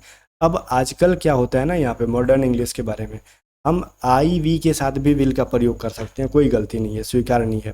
देखो आई के साथ भी अगर हम कहते हैं ना कि I will go to college tomorrow, तो कोई गलती नहीं है, सही हो जाएगा। ठीक है, वी के साथ भी अगर विल का यूज़ कर दे कोई दिक्कत नहीं है, सही है। बट कुछ टर्म्स एंड कंडीशन है, फॉलो करने पड़ेंगे। वो टर्म एंड कंडीशन क्या है वो भी चीज़ मैं बता दूँ यहाँ पे। देखो जैसे ही आप नीचे थोड़ा सा होगे तो आपको यहाँ पे लिखा है कि ठीक है प्रयोग तो कर सकते हैं, लेकिन रुको, इंट्रोगेटिव सेंटेंस मतलब क्वेश्चन वाले सवालों में आज भी आई और वी के साथ सेल का प्रयोग होता है, जहाँ से क्वेश्चन एग्जाम में बन बन के पूछते हैं आज भी। ठीक है, यही क्वेश्चन दिया जाता है एग्जाम में। जैसे हम लोग बोले ना कि आई विल गो, ठीक है, मैं जाऊँगा। ठीक है, तो ये नहीं लिख सकते हैं कि विल आई गो, ये गलत हो जाएगा, ये क्वेश्चन मार्क जो बना ना तो ये गलत हो जाएगा। ठीक है, क्या बनाओगे, विल की जगह पे सेल बनाओगे, क्योंकि मैंने यहाँ पे इस बुक में मैंने क्या पढ़ाया, लिखा है कि ठीक है आई के साथ वी के साथ विल का प्रयोग करो, कोई दिक्कत नहीं है, लेकिन जब भी इंट्रोगेटिव सेंटेंस आता है तो फिर वहाँ पे सेल का यूज़ ही होगा। जैसे विल आई गो गलत है, सेल आई गो होगा। ठीक है, ये जो चीज़ है इंपॉर्टेंट है, पढ़ना याद रखना। ठीक है, चलो इसको मिटा के अब हम लोग थोड़ा सा नीचे की तरफ बढ़ेंगे। ये वर्ब बेस जो है एक एक चैप्टर थोड़ा बड़ा जा रहा है, बिकॉज ग्रामर है तो टाइम लेगा ही दबा के, इसमें कोई बहुत बड़ी बात नहीं है। आगे देखो ये नोट कह रहा है, आगे क्या कह रहा है नोट, हाँ ये नोट है।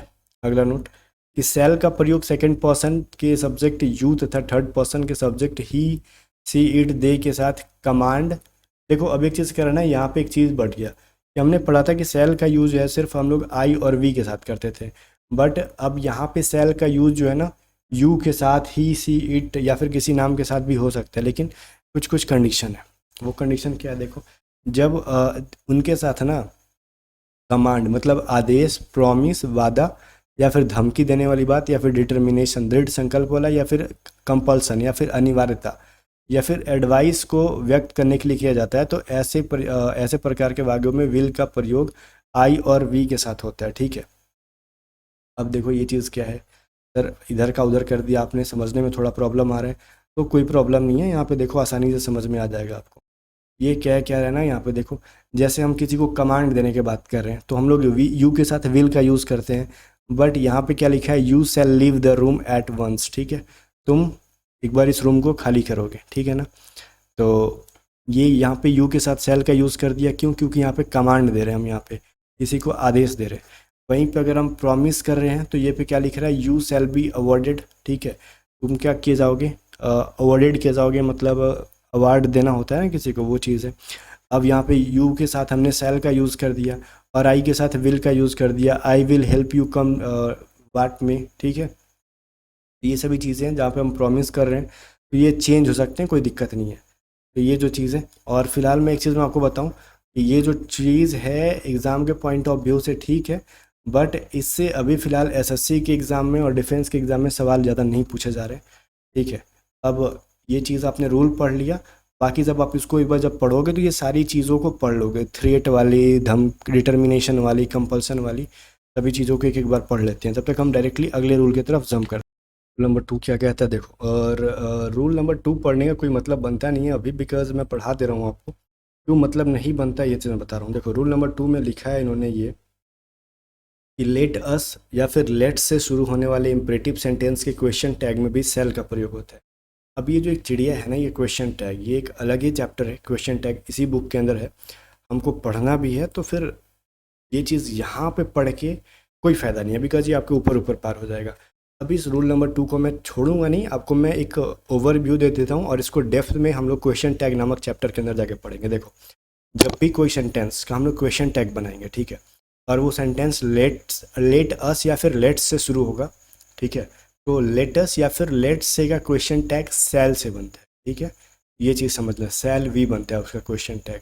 बस अभी के लिए इतना ही रखो, और ये सभी चीज़ें कुछ लोगों को समझ में नहीं आ रही होगी क्वेश्चन टैग क्या है, तो अभी क्वेश्चन टैग बीच में मैं नहीं घुसाने वाला, बिकॉज मुझे पता है कि अभी ये अलग ही चीज़ है।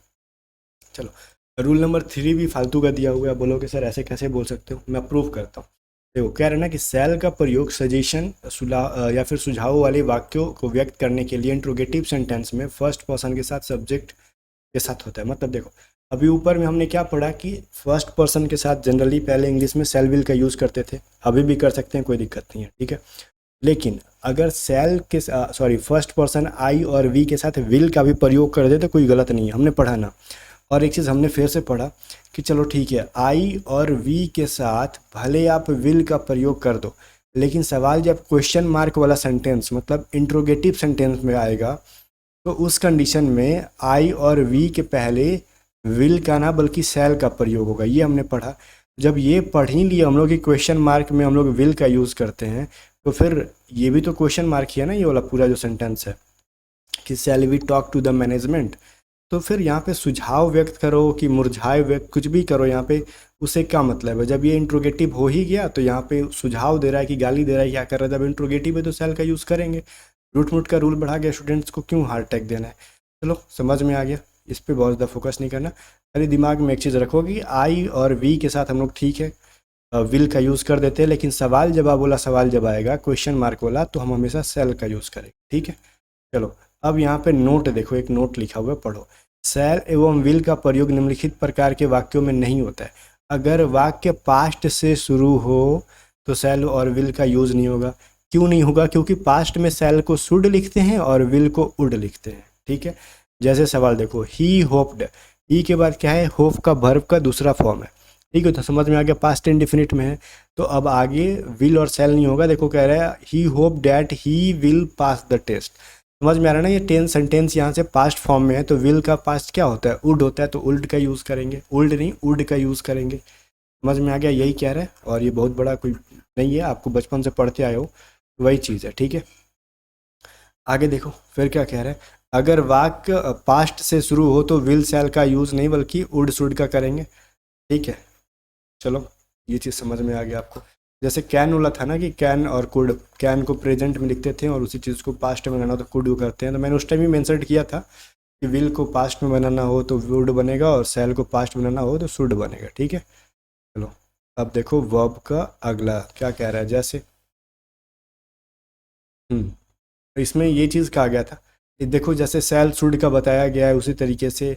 अब ये तो पढ़ाने में मुझे ख़राब लग रहा है उतना, क्योंकि ये चीज़ें हम टेंस में पढ़ेंगे, क्योंकि ईज का पास्ट क्या होता है सर, वाज होता है, यही कह रहा है। जैसे ही सेड डैट, अब ये पास्ट में है तो इसके साथ ही के साथ इज ना बल्कि वाज का यूज़ करेंगे। ये तो बच्चे क्लास से पढ़ते आए हो। वहीं पे हम ये पे एम का तो फिर क्या करोगे गाइस, वाज करोगे, ठीक है। और एक चीज़ है आर का क्या करोगे, वर का यूज़ करोगे। यही चीज़ है, बाकी इसमें कोई दिक्कत वाली चीज़ थी नहीं, ठीक है। चलो इसको मैं मिटा देता हूँ फिलहाल तो। Question number sorry rule number 2 क्या कह रहा है, अगर दो कार्य भविष्य में एक के बाद एक हो, ठीक है। अब ये चीज़ क्या है, थोड़ा सा हम इसको साफ करके देखेंगे। दो कार्य भविष्य में एक के बाद एक हो तो दूसरे कार्य पहले कार्य के होने पर निर्भर करे, तो पहला कार्य सिंपल प्रेजेंट टेंस में होगा और दूसरा फ्यूचर टेंस में होगा। देखो इसको यहाँ पे देने का कोई ज़रूरत नहीं था, बिकॉज इस पूरे बुक के अंदर एक चैप्टर है कंडीशनल सेंटेंस, तो कंडीशनल सेंटेंस में ये वाला चीज़ फिर से हम पढ़ेंगे, ठीक है। बट फिलहाल यहाँ पे हम एक चीज़ पढ़ते हैं कि जब भी दो गो सेंटेंस एक साथ जोड़ के आ रहा हो, ठीक है, क्या कर रहा हो भाई, एक साथ जोड़ के आ रहा हो, ठीक है, दो गो सेंटेंस, सेंटेंस 1 और सेंटेंस 2, ठीक है। और उससे पता चले ना कि क्या पता चले, यहाँ पे देखो कि भविष्य में एक के बाद एक दो काम होगा और दूसरा काम तब होगा जब पहला काम हो जाएगा तब, ठीक है। तो उस कंडीशन में पहला जो काम है वो प्रेजेंट इंडेफिनिट में होगा और दूसरा जो काम है वो सिंपल फ्यूचर टेंस में होगा। जैसे सर देखो, अगर मैं जाऊंगी, सॉरी मैं अगर आऊंगी तो आपसे मिलूंगी। अब देखो दो काम हो रहा है, एक तो मैं आऊंगी और दूसरा क्या, मैं आपसे मिलूंगी। मैं मिलूंगी नहीं, मैं मिलूंगा, ठीक है। और मैं आऊंगी नहीं, मैं आऊंगा, लड़का हूँ मैं, ठीक है। तो अगर मैं आऊंगा तो आपसे मिलूंगा, मैं बोल रहा हूँ, ठीक है। मैं मिलूंगा कब, जब आऊंगा तब ना, नहीं आऊंगा तो कहाँ से मिलूंगा। तो पहला काम क्या हुआ, अगर मैं आऊंगा तब मिलूंगा, तो पहला काम क्या है, आऊंगा, आने वाला काम है। तो अगर आने वाला काम पहला है तो पहला काम को प्रेजेंट इंडेफिनिट में रखो। जैसे अगर का इंग्लिश क्या होता है, if I will come I will meet you. अब कह रहा है अगर मैं आऊँगा तो आपसे मिलूंगा, तो मैंने क्या बोला कि दोनों को फ्यूचर इंडेफिनिट में नहीं रखना है, जो पहला है उसको प्रेजेंट में रखो। तो इफ़ आई विल कम गलत है, सही क्या है, if I come I will meet you, ठीक है। तो यहाँ पे प्रेजेंट इंडेफिनिट में बदलने तो आएगा ना भाई आपको, ठीक है ना। विल को हटाओ, आई के साथ V1 का यूज़ करो डायरेक्टली, तो वो बन गया। यही कह रहा है, बाकी इसको फिर से हम लोग कंडीशनल सेंटेंस के अंदर पढ़ेंगे, इसमें कोई बहुत ज़्यादा बड़ा बात नहीं था। आगे देख लो, और ये इंपॉर्टेंट रूल है, बहुत इंपॉर्टेंट रूल है जिससे सवाल बहुत ज़्यादा बनता है। ये देख लो, ये चीज़ क्या कह रहा है, निम्नलिखित शब्दों को देखो और उसके तुरंत बाद सिंपल फ्यूचर टेंस का प्रयोग नहीं होता है बल्कि सिंपल प्रेजेंट टेंस का होता है। हाँ, ये भी पढ़ना आपको कंडीशनल में। जैसे देखो, इफ़ के तुरंत बाद, एज सुन एज के बाद, इन केस के बाद, provided, unless, until, before, after, when, ठीक है। आपका भी रहा ना कि कंडीशनल सेंटेंस चैप्टर देखें, वो मैं आपको दिखाऊंगा, टेंशन ना लो। ये जब भी वर्ड आ जाते हैं तो इनके जस्ट बाद वो प्रेजेंट इंडेफिनिट होता है सेंटेंस, और इनके बाद जो दूसरा सेंटेंस होता है वो क्या होता है, फ्यूचर इंडेफिनिट में होता है, ठीक है। अभी चलो वुड का यूज़ देख लो, यहाँ पे वुड भाई क्या कह रहे हैं, इनको साफ सफैया करके। अब देखो वुड का प्रयोग कब करेंगे, देखो अब यहाँ पे जो चीज़ कह रहा है, वुड का प्रयोग पास्ट में हैबिट को व्यक्त करने के लिए कहते हैं। अब कहोगे सर पास्ट में हैबिट के लिए यूज्ड टू भी बताते थे हम लोग। हाँ सर, वो तो आगे पढ़ेंगे, थोड़ा सा बर्दाश्त करो। अभी हम लोग वुड का यूज़ पढ़ रहे हैं, तो वुड का भी यूज़ करके पास्ट के हैबिट को बता सकते हैं, कोई दिक्कत नहीं है। जैसे I would go to a school by bus, ठीक है। अब ये क्या, इसका मतलब क्या हुआ कि मैं गया थोड़ी था, मैं जाया करता था, ठीक है। पास्ट में जब मैं बता रहा हूँ कि मैं स्कूल कैसे जाया करता था, तो बाई बस जाया करता था, बस से जाया करता था, ठीक है। चलो रूल नंबर 2 क्या कह रहे हैं, वुड का प्रयोग प्रेफरेंस या चॉइस को व्यक्त करने के लिए किया जाता है, ठीक है। सामान्यतः ऐसे वाक्यों में रेदर का भी प्रयोग होता है। और ये देखो पहला रूल बहुत ज़्यादा इंपॉर्टेंट नहीं है एग्जाम के पॉइंट ऑफ व्यू से, थोड़ा नीचे का है आगे भाई, पर चलो वरना ज़िंदगी तुम्हारी ख़राब कर देंगे। वुड, रुको मैं इसको ऊपर कर लेता हूँ, ये ना वुड आ गया, देखो ये क्या रहा है, देखो यहाँ पे। तो मैंने बोला ना कि पहला रूल जो है बहुत ज़्यादा इंपॉर्टेंट नहीं है, बट सेकंड रूल है बहुत ज़्यादा इंपॉर्टेंट है। कह रहा है वुड का प्रयोग प्रेफरेंस, जैसे बोलते हैं ना कि I would like to talk you, जब बहुत सारे लोग देखते हो ट्रेन में थोड़ा सा लुफरबाजी करते हैं तो क्या कहते हैं लड़कियों से कि मैं आपसे बात करना चाहता हूँ, तो वहीं पे कुछ लोग अंग्रेजी झाड़ देते हैं कि I would like to talk you, ठीक है। Would you like to talk with me, क्या आप मुझसे बात करना पसंद करेंगी, ठीक है। हम लोग सवाल पूछते हैं ना, तो वहाँ पे पसंद करने या फिर आप मुझसे बात करना के लिए इच्छुक हैं, उनकी पसंद, उनकी प्राथमिकता जानने के लिए या फिर बताने के लिए वुड का यूज़ कर देते हैं। जैसे he would rather die than beg, अभी देखो वो क्या पसंद करेगा, ही वुड रैदर डाई, वो मर जाना पसंद करेगा, देन बिग, भीख मांगने से अच्छा है कि वो मर जाना पसंद। तो यहाँ पे उसकी प्राथमिकता क्या है, मर जाना। कब, अगर भीख मांगने की नौबत आई तो वो मर जाना पसंद करेगा, तो वही चीज़ है। ठीक है, अब इसको हम लोग मिटा के रूल नंबर 3 की तरफ चलते हैं। रूल नंबर 3 क्या कह रहा है, अगर वाक्य का प्रारंभ पास्ट से हो तो वाक्य जो है आगे पास्ट में ही रहेगा, और विल का पास्ट टेंस वुड होता है। लो ये एक ही चीज़ फिर दे दिया, he hope that he would passed, ठीक है, कहानी खत्म। विल का पास्ट बना दो, इसमें तो कुछ है नहीं। आगे देखो रूल नंबर 4 कह रहा है, would used to simple past tense में तीनों का प्रयोग भूतकाल के रूटीन एक्शन को दर्शाने के लिए किया जाता है। अभी देखो मैंने पहले वाले में ही कहा था ना कि वुड का पास्ट हैबिट के लिए बताते हैं, लेकिन आप लोग कह रहे हो, कहोगे कि सर यूज टू का बताते हो। देखो आ गया ये चीज़ रूल नंबर 4 में कि देखो यू वुड से भी, यूज्ड टू से भी, और सिंपल पास्ट टेंस है। सिंपल पास्ट टेंस बोले तो पास्ट इंडिफिनिट टेंस, इन तीनों हमको तीनों चीज़ों से, या तो आप अपने देखो पास्ट में जो आपकी हैबिट थी उसको बताना चाहते हो, या तो आप सिंपल पास्ट टेंस या फिर उसी को कहते हैं पास्ट इंडिफिनिट टेंस में लिख दो, तो भी पता चल जाएगा कि आप पास्ट में ऐसा काम किया करते थे। या फिर उस टेंस को ना, उस सेंटेंस को आप यूज्ड टू से बना दो, या फिर उस सेंटेंस को आप वुड से बना दो। तीनों से समझ जाएंगे समझने वाले पढ़े लिखे इंसान कि ये पास्ट की इसकी हैबिट थी। ठीक है, जैसे देखो I use to go to a school by bus, मतलब वो बस से स्कूल जाया करता था। ठीक है, ऊपर में क्या है, I would go to a school by bus, मतलब वो स्कूल से बस से स्कूल जाया करता था। वहीं पे नीचे है I would return on foot. फिर देखो ये एक ही सेंटेंस के अंदर तीनों को यूज़ किया गया। I use to go to school by bus, मैं स्कूल बस से जाया करता था। I would return on foot, मैं पैदल आया करता था। We played for hours before returning home, ठीक है, हम लोग घंटों खेला करते थे घर आने से पहले। तो पहला यूज टू से बना दिया पास्ट का हैबिट, दूसरा पास्ट का हैबिट जो है वुड से बना दिया, और तीसरा पास्ट का हैबिट पास्ट इंडिफिनिट टेंस या फिर सिंपल पास्ट टेंस से बना दिया। बहुत ही चालाकी से यहाँ पे काम लिया गया है मैम के द्वारा। ठीक है, चलो आगे देखो रूल नंबर 5। लेकिन रूल नंबर 5 से जाने से पहले थोड़ा सा झाड़ू पोछा कर लेते हैं हम लोग, ये भी इम्पॉर्टेंट है क्योंकि साफ़ सफाई रहता है तो समझ में आता है आसानी से सभी चीज़ें। झाड़ू पोछा मतलब रूम का नहीं ना, इतना मेहनत नहीं करूँगा आपके लिए। अब 5 नंबर देखो, अब 5 नंबर क्या कह रहा है, वुड का प्रयोग प्रेजेंट या पास्ट के कोरी कल्पना को व्यक्त करने के लिए प्रिंसिपल क्लॉज में होता है। अब ये कोरी कल्पना कौन होगी, कल्पना तो ठीक है समझ में आ रहा है कोई लड़की होगी, लेकिन कोरी कौन होगी, गोरी कल्पना कहते तो समझ में आता। कोरी कल्पना क्या हो गया सर, या तो काली कल्पना कहिए नहीं तो गोरी कल्पना कहिए।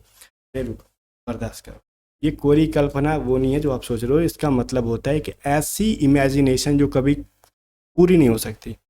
ठीक है, एक ऐसा मतलब सपना देखना जो कभी पूरा नहीं हो सकता। जैसे ये सेंटेंस पढ़ो, if I were a bird I would fly in the sky, अगर मैं एक पक्षी होता तो मैं आसमान में उड़ता।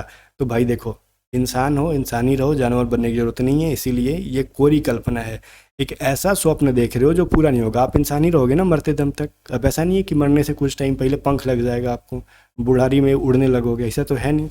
तो वही चीज़ें, ऐसा सपना जो कि जब भी पूरा ना हो उसको कोरी कल्पना कहते हैं।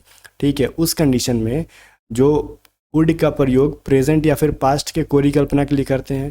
ठीक है, और प्रिंसिपल क्लॉज कहें तो जो मेन क्लॉज होता है जो शुरुआत से होता है इफ़ के साथ वर का यूज़ किया, और दूसरे में हम लोगों ने क्या किया, या वुड का यूज़ कर दो या फिर वुड का यूज़ यहाँ पे होता है, या फिर नहीं वुड का यूज़ ही होगा। ठीक है, बट आगे और चीज़ है यहाँ पे ना, और आगे नोट पढ़ो। पहले तो ये समझ गए ना, इस वाले में कोई दिक्कत नहीं है। एक ऐसा सपना देख रहे हो जो कि पूरा नहीं हो सकता, उसमें इफ़ के साथ वर का यूज़ होता है और आगे वुड का यूज़ होता है। ये जो समझ में आ गया, और इसको ज़रा साफ़ करके मैं ना नीचे का नोट समझा दूँ, बिकॉज़ वो इससे भी ज़्यादा इंपॉर्टेंट है। ये पता है जब भी मैं इसको इरेज कर रहा हूँ ना, ये भागने लग रहा है, नीचे भागने लग रहा है, मतलब इसे समझ में आ रहा है कि इसको गंदा रहने का मन कर रहा है। ठीक है, आगे देखो, आगे क्या कह रहा है नोट में। यहाँ पे नोट में आपने पढ़ा होगा अगर बुक से, तो ये नोट आपको मिला होगा, अगर वाक्य काल्पनिक पद से संबंधित हो, क्या होगा, इस काल्पनिक पद से संबंधित हो तो सब्जेक्ट के साथ वर का प्रयोग होगा। तो ये क्या कह रहा है, I wish I were a bird. ठीक है, इसका मतलब क्या हुआ कि मैं ऐसा इच्छा करता हूँ कि मैं एक पक्षी होता। अब ये भी तो क्या है, काल्पनिक पद ही है ना, कोरी कल्पना है कि मैं एक पक्षी होता। ठीक है, तो उस कंडीशन में भी सब्जेक्ट के साथ वर का प्रयोग होगा। तो I wish, I was a bird, या फिर आई एम अ बर्ड, ये नहीं कह सकते हैं आई वर ई बर्ड। ऐसा मतलब वर का यूज़ कहाँ कहाँ करेंगे, एक ऐसा संपना देखना जहाँ पे जो पूरा नहीं हो सकता है, ठीक है ना। चलो कल्पना कर रहे हो खड़े बैठ के।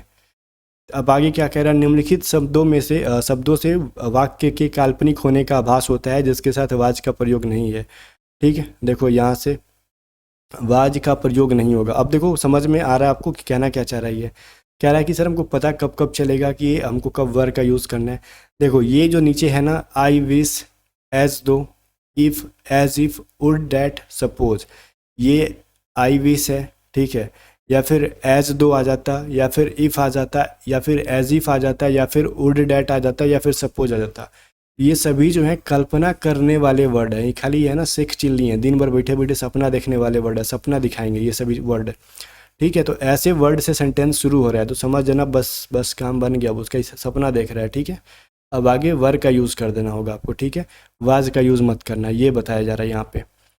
अब इसको क्लियर कब होगा, जब बुक से एक बार आप खुद से पढ़ोगे तब आपको पढ़ने में भी मजा आएगा और समझ में भी आएगा। अब रूल नंबर 6 देखो, वुड का प्रयोग विल के पास्ट फॉर्म के रूप में इनडायरेक्ट स्पीच में होता है। अब ये नरेशन के अंदर पढ़ना है, फिलहाल एक ही चीज़ खिचड़ी कर दिया है 10 बार देखे। तो he said he will go there, ये डायरेक्ट स्पीच है। इसको इनडायरेक्ट नरेशन जब चेंज करते हैं तो जब ये पास्ट का टेंस है ना, पास्ट है, ही सेड है, तो पास्ट का ही सेड डैट विल के जगह पे वुड में बदल जाएगा, यही कह रहा है। तो नरेशन के अंदर जाके पढ़ोगे, नरेशन नहीं पढ़े हो तो टेंशन मत लो। हम लोग अब आगे देखते हैं आगे क्या है। ठीक है, चलो ये तो रूल नंबर 6 था। रूल नंबर 6 के बाद ये क्या चीज़ है वो देख लो आप लोग।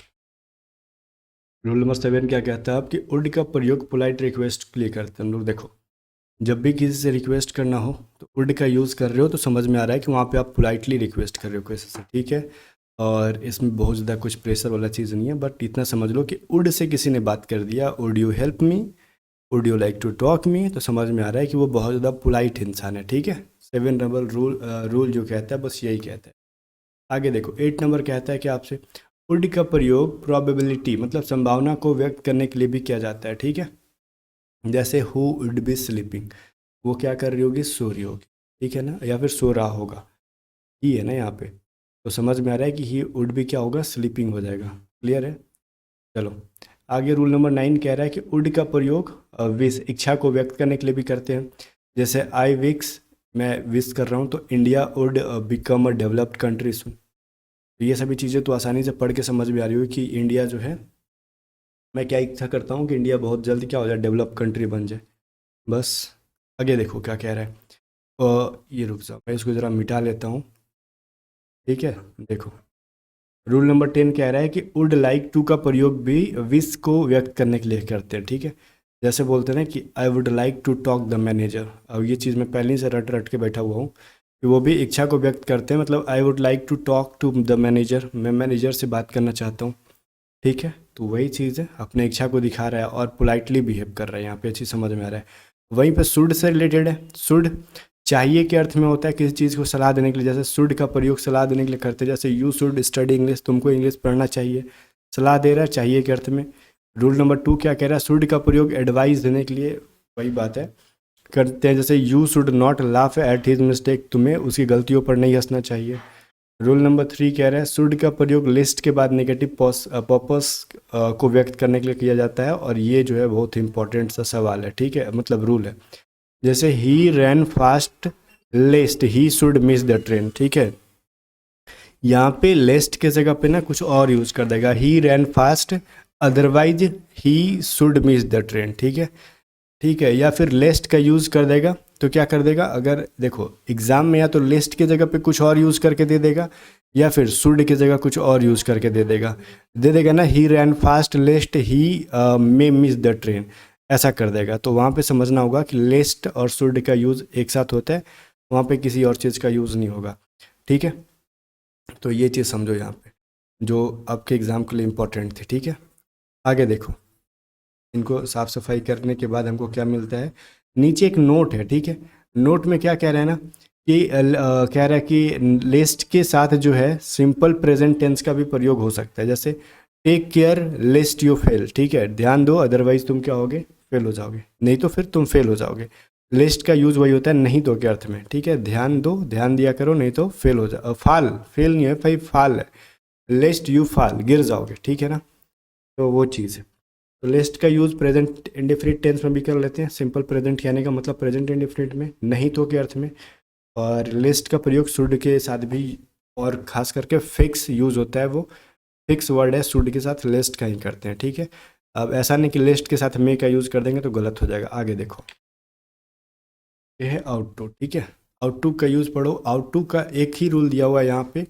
आउट टू का प्रयोग जो है मॉरल ऑब्लिगेशन मतलब नैतिक कर्तव्य को दिखाने के लिए या फिर ड्यूटी को दिखाने के लिए किया जाता है। You ought to love our country, हमें अपने देश से प्रेम करना चाहिए, बस, ठीक है। और इससे एग्जाम में क्वेश्चन बहुत ज़्यादा नहीं पूछेगा आपसे।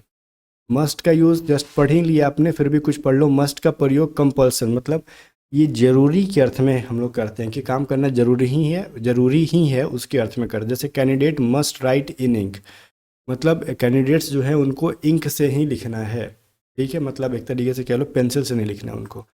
रूल नंबर 2 क्या कहता है मस्ट का प्रयोग फिक्स्ड डिटर्मिनेशन मतलब पक्का इरादा, ढीठई वाला काम व्यक्त करने के लिए करते हैं। जैसे India must win the world cup, अब इंडिया जो है वर्ल्ड कप जीतेगा ही जीतेगा बोलते हैं ना, उस कंडीशन में हम लोग मस्ट कर देते हैं, मतलब श्योर कर देते हैं एक तरीके से।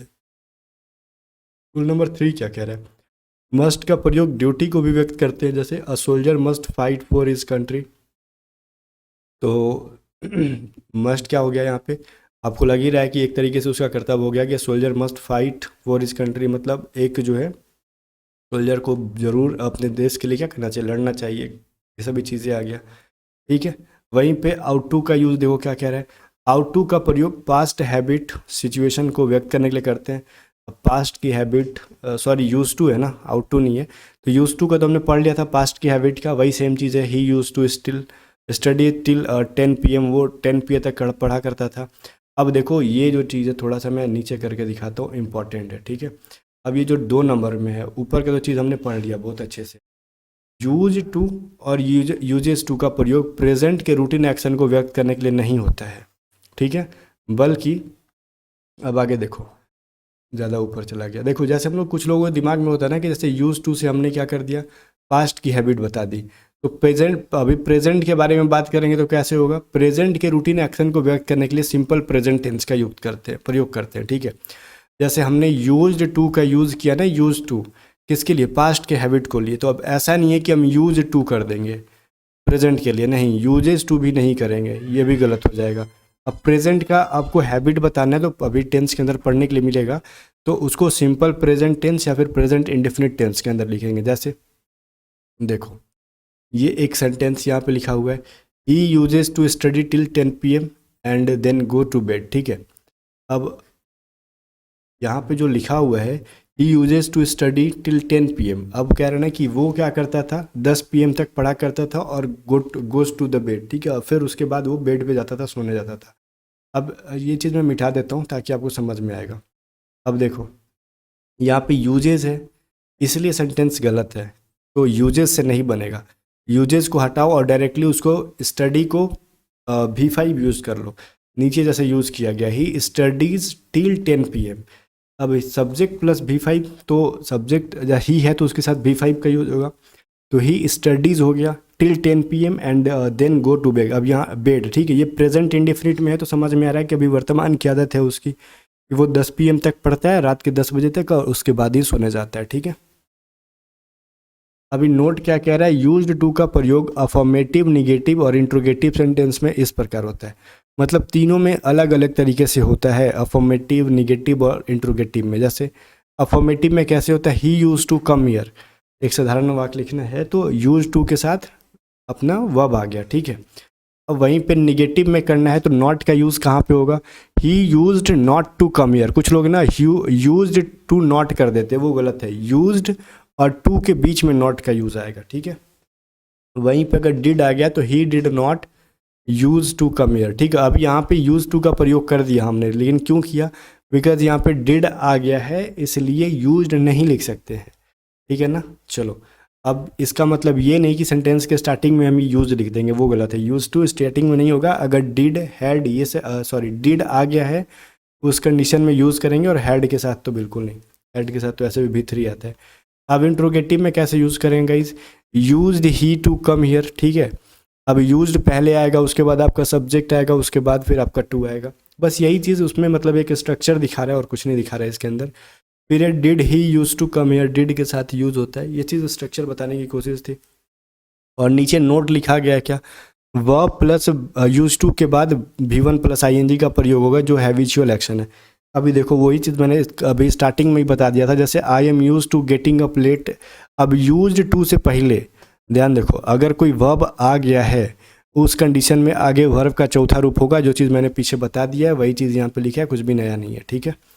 अब देखो नोट क्या कह रहा है आगे, कोई वर्ब एडजेक्टिव फ्रेज के बाद टू का प्रयोग होता है, यहाँ टू के बाद V1 का प्रयोग नहीं होगा बल्कि बिफोर का ही होगा। V1 प्लस ING मतलब बिफोर बन जाता है। देखो ये जितने भी वर्ड दिए हैं ना, be used to, custom to, averse to, with view to, addicted to, devoted to वगैरह वगैरह जितने भी वर्ड्स हैं यहाँ पे, इनके टू के बाद V1 का यूज़ नहीं होता है, बिल्कुल वर्ब के चौथे फॉर्म का यूज़ होता है। जैसे he is addicted to smoking, to smoke लिख दोगे तो गलत हो जाएगा, टू स्मोकिंग सही है, बिकॉज यहाँ पे एडिक्टेड टू के साथ बिफोर आता है। ये बड़ा इंपॉर्टेंट है, इससे क्वेश्चन बहुत एग्जाम में आता है, तो ये सारे वर्ड्स आपको रटने पड़ेंगे, 10 बार पढ़ लो याद हो जाएगा, ठीक है। क्वेश्चन नंबर 2 कह रहा है I am looking forward to meeting you. अब देखो लुकिंग फॉरवर्ड भी देखो, लुक फॉरवर्ड था नहीं इधर, अब यहाँ पे एम आया है इसलिए लुकिंग आया है, ठीक है। और यहाँ पे फॉरवर्ड टू के साथ लुकिंग फॉरवर्ड टू के साथ आगे जीरंड का यूज होगा चौथे रूप का, ठीक है, B1 प्लस ING। अब आगे है he was use to driving, अब यहाँ पे समझ में आ ही गया, आगे वर्ब है यूज के पहले, ठीक है, तो यहाँ पे ड्राइविंग का क्या हो जाएगा, B4 हो जाएगा, समझ में आ गया। अब ये थोड़ा सा मैं गंदा कर दे रहा हूँ क्योंकि आपको पढ़ाना हो रहा है, ठीक है ना, तो इसको बहुत ज़्यादा सीरियसली नहीं लेना कि इतना गंदा क्यों कर रहे हो, मैं अपने पे कर रहा हूँ, आपका बुक पे नहीं कर रहा हूँ, ठीक है, टेंशन ना लो। अब अपना बुक खोल के देख लेना, वैसे ही आपका साफ सुथरा होगा जैसे आपने कल रखा था। चलो आगे देखते हैं।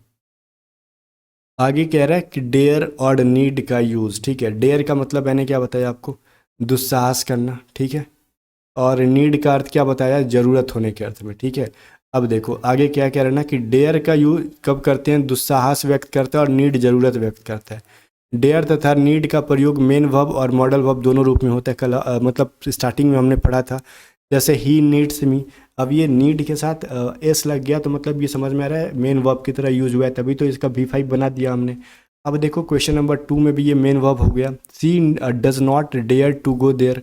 अब यहाँ पे डज प्लस V1 आया तो समझ में आ रहा है डेयर के लिए यहाँ पे नकारात्मक सेंटेंस बना रहे थे इसलिए डेयर के लिए डज आ गया, ठीक है, और यहाँ पे सी है। तो वही चीज़ें जो हमने शुरू में पढ़ के आ गया, तो वही सब चीज़ें को रिपीट किया गया है, यहाँ पे पढ़ोगे तो पिछली वाली चीज़ों का कंसेप्ट क्लियर होगा। अब आगे कह रहा है कि नीड और डेयर का प्रयोग मॉडल वर्ब में पॉजिटिव वाक्यों में नहीं होता है, ठीक है। अब जैसे देखो यहाँ पे कह रहा है ही नीड हेल्प हिम। अब यहाँ पे नीड जो है मॉडल वर्ब के तौर पे आया है तो एक पॉजिटिव वाक्यों में नहीं होता है, ही नीड टू हेल्प, ठीक है।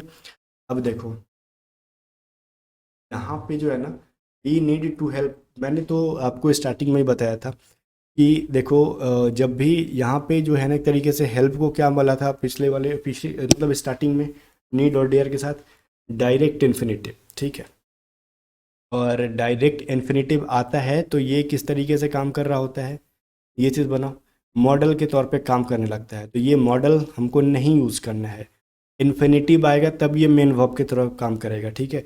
तो वही कह रहा है नीड और डेयर का प्रयोग मॉडल के रूप में पॉजिटिव में नहीं होता है, तो वहाँ पे क्या करोगे, 2 प्लस V1 करोगे तब जाके ये मेन वर्ब बन जाएगा, ठीक है। ही नीड टू हेल्प हिम, उसकी मदद करने की ज़रूरत है, ठीक है मुझे, तो इसमें बहुत ज़्यादा कुछ है नहीं, 1-2 बार पढ़ते पढ़ते सभी चीज़ें क्लियर हो जाएंगी। आगे चलो,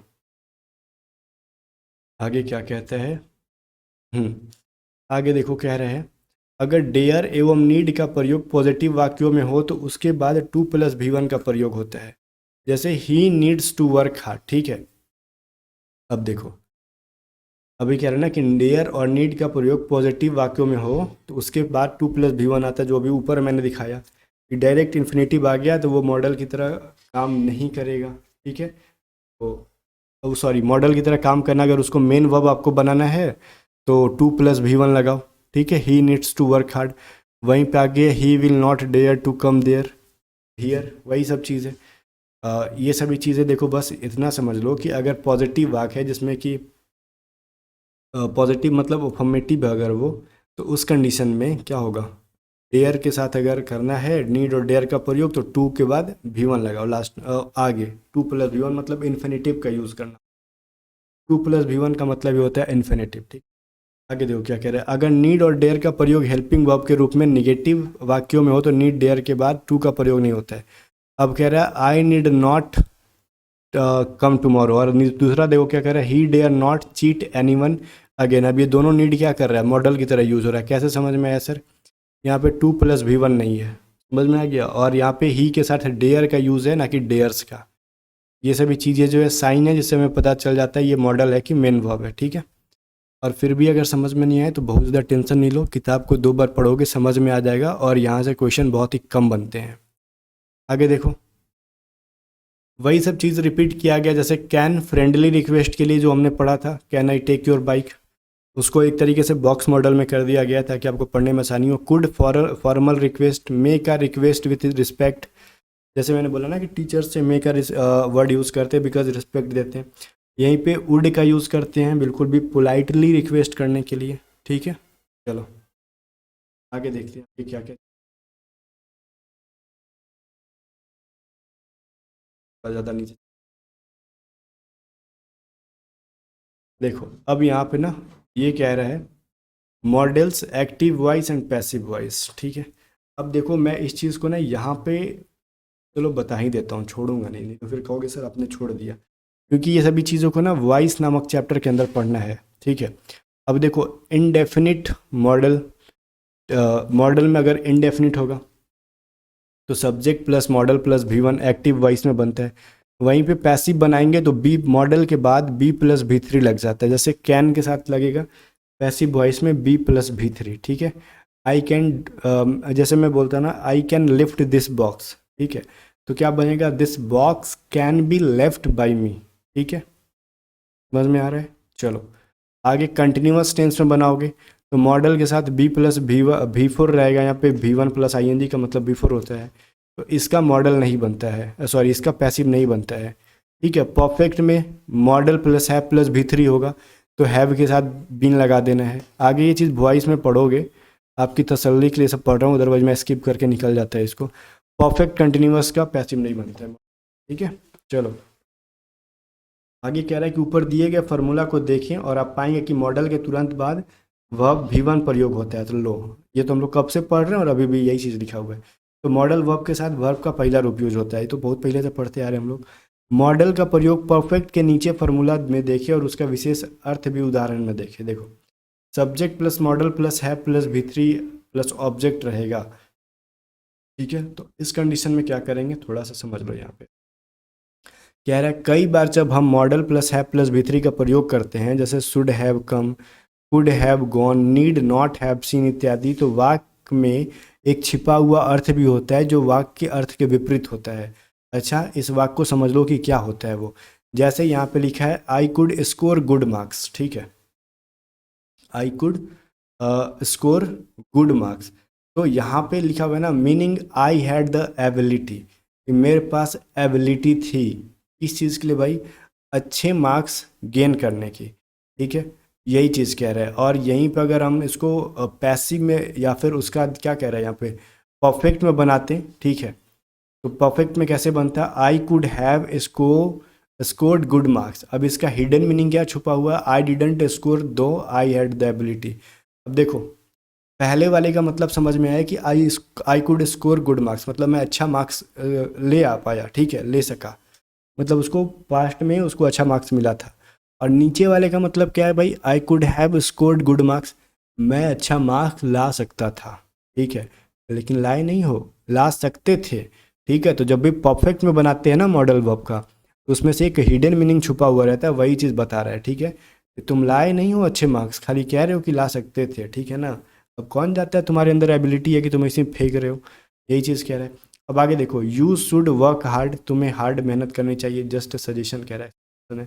ये तो ठीक है, चलो अब इसका पैसिव बनाएगा, क्या बनाएगा आगे देख। बाकी एक्टिव पैसिव के ऊपर ध्यान मत दो, अब ये क्या था, यू शुड वर्क मतलब वर्क हार्ड, कि तुम्हें कठिन मेहनत करनी चाहिए, और वहीं पे परफेक्ट बनाया यहाँ पे you should have worked hard. ठीक है, कि तुम्हें कठिन मेहनत करना चाहिए था, लेकिन करना चाहिए था तो क्या समझ में आया, लेकिन छोटा तुमने किया नहीं है काम कठिन। ठीक है, मतलब इसका हिडन मीनिंग भी लिख दिया गया, यू डिडंट, आपने किया नहीं है कठिन मेहनत, बस आपको मैं सलाह दे रहा हूँ कि आपको करना चाहिए था लेकिन आपने किया नहीं है। ठीक है, बस यही कहना चाहता है। ठीक है, अब यहीं पे गाइज और कुछ चीज़ें हैं जो कि आपके लिए ज़रूरी है जानना। प्राइमरी एक्जिलरी वर्ब, ठीक है, do have, be primary auxiliary verbs हैं। ठीक है, ये चीज़ कह रहा है। इन वर्ब्स का प्रयोग मेन वर्ब एवं हेल्पिंग वर्ब दोनों ही रूप में किया जाता है। जैसे डू का फॉर्म जो है डू, डज, डिड, डन, मैंने पहले बताया था क्लास के स्टार्टिंग में। आई डू माई वर्क, मैं अपना काम करता हूँ, तो डू क्या है, मेन वर्ब, करता हूँ भाई, चलो ठीक है। अब वहीं पे बी में क्या है, I did not know him, ठीक है, मैंने उसे नहीं जाना, I did not know him. ठीक है, तो यहाँ पे डिड क्या है, हेल्पिंग वर्ब है, और नो क्या है गाइज, यहाँ पे मेन वर्ब है। ये सभी चीज़ें तो बेसिक सी चीज़ें जो सबको पता होता है जनरली। हैव का फॉर्म मैंने बताया था, हैज़, हैव, हैड, हैड। ठीक है, वहीं पे हैव का अर्थ हम लोग बोलते हैं किसी चीज़ को पास में होने का, अधिकार होने का। जो सब चीज़ें मैंने क्लास के स्टार्टिंग में ही आपको ऑरली समझा दिया था मैंने बोल बोल के। ठीक है, आई हैव अ कार, मेरे पास एक कार है, तो इन सभी चीज़ों को थोड़ा स्किप करके हम लोग आगे निकलते हैं, बिकॉज टाइम वेस्ट होगा, कुछ है नहीं इसके अंदर। ठीक है, चलो थोड़ा सा ऊपर में एक टॉपिक छूट रहा है अपना। देखो, ये कह रहा है हैव का प्रयोग हेल्पिंग वर्ब के रूप में पास्ट परफेक्ट या फिर परफेक्ट कंटिन्यूअस में करते हैं। तो वही टेंस में पढ़ना, I have not seen him, मैंने उसे नहीं देखा। I had been waiting for him for a last time. ठीक है, परफेक्ट क्या कह रहे हैं उसमें, परफेक्ट कंटिन्यूअस टेंस, मतलब वो उसकी वेट करते आ रहा है लंबे समय से। ठीक है, बस ये टेंस की जानकारी दे रहे हैं हैव हैज का, ये आपके लिए बहुत ज़्यादा इंपॉर्टेंट नहीं है फिलहाल, अगर आपको टेंस आता है तो। ठीक है, रूल नंबर 3 क्या कह रहा है, हैव प्लस इन्फिनेटिव। ठीक है, हैव के साथ इन्फिनेटिव का प्रयोग पोस्ट एक्शन को बताते हैं, मतलब दबाव में कोई काम करने के लिए करते हैं। जैसे बोलते हैं ना कि तुम्हें बाजार जाना ही है, या फिर मुझे बाजार जाना पड़ेगा, I have to work, go to market. ठीक है, अब जाना पड़ेगा मतलब गार्जियन ने आदेश दे दिया, नहीं जाएंगे तो फिर कुटैया होगी।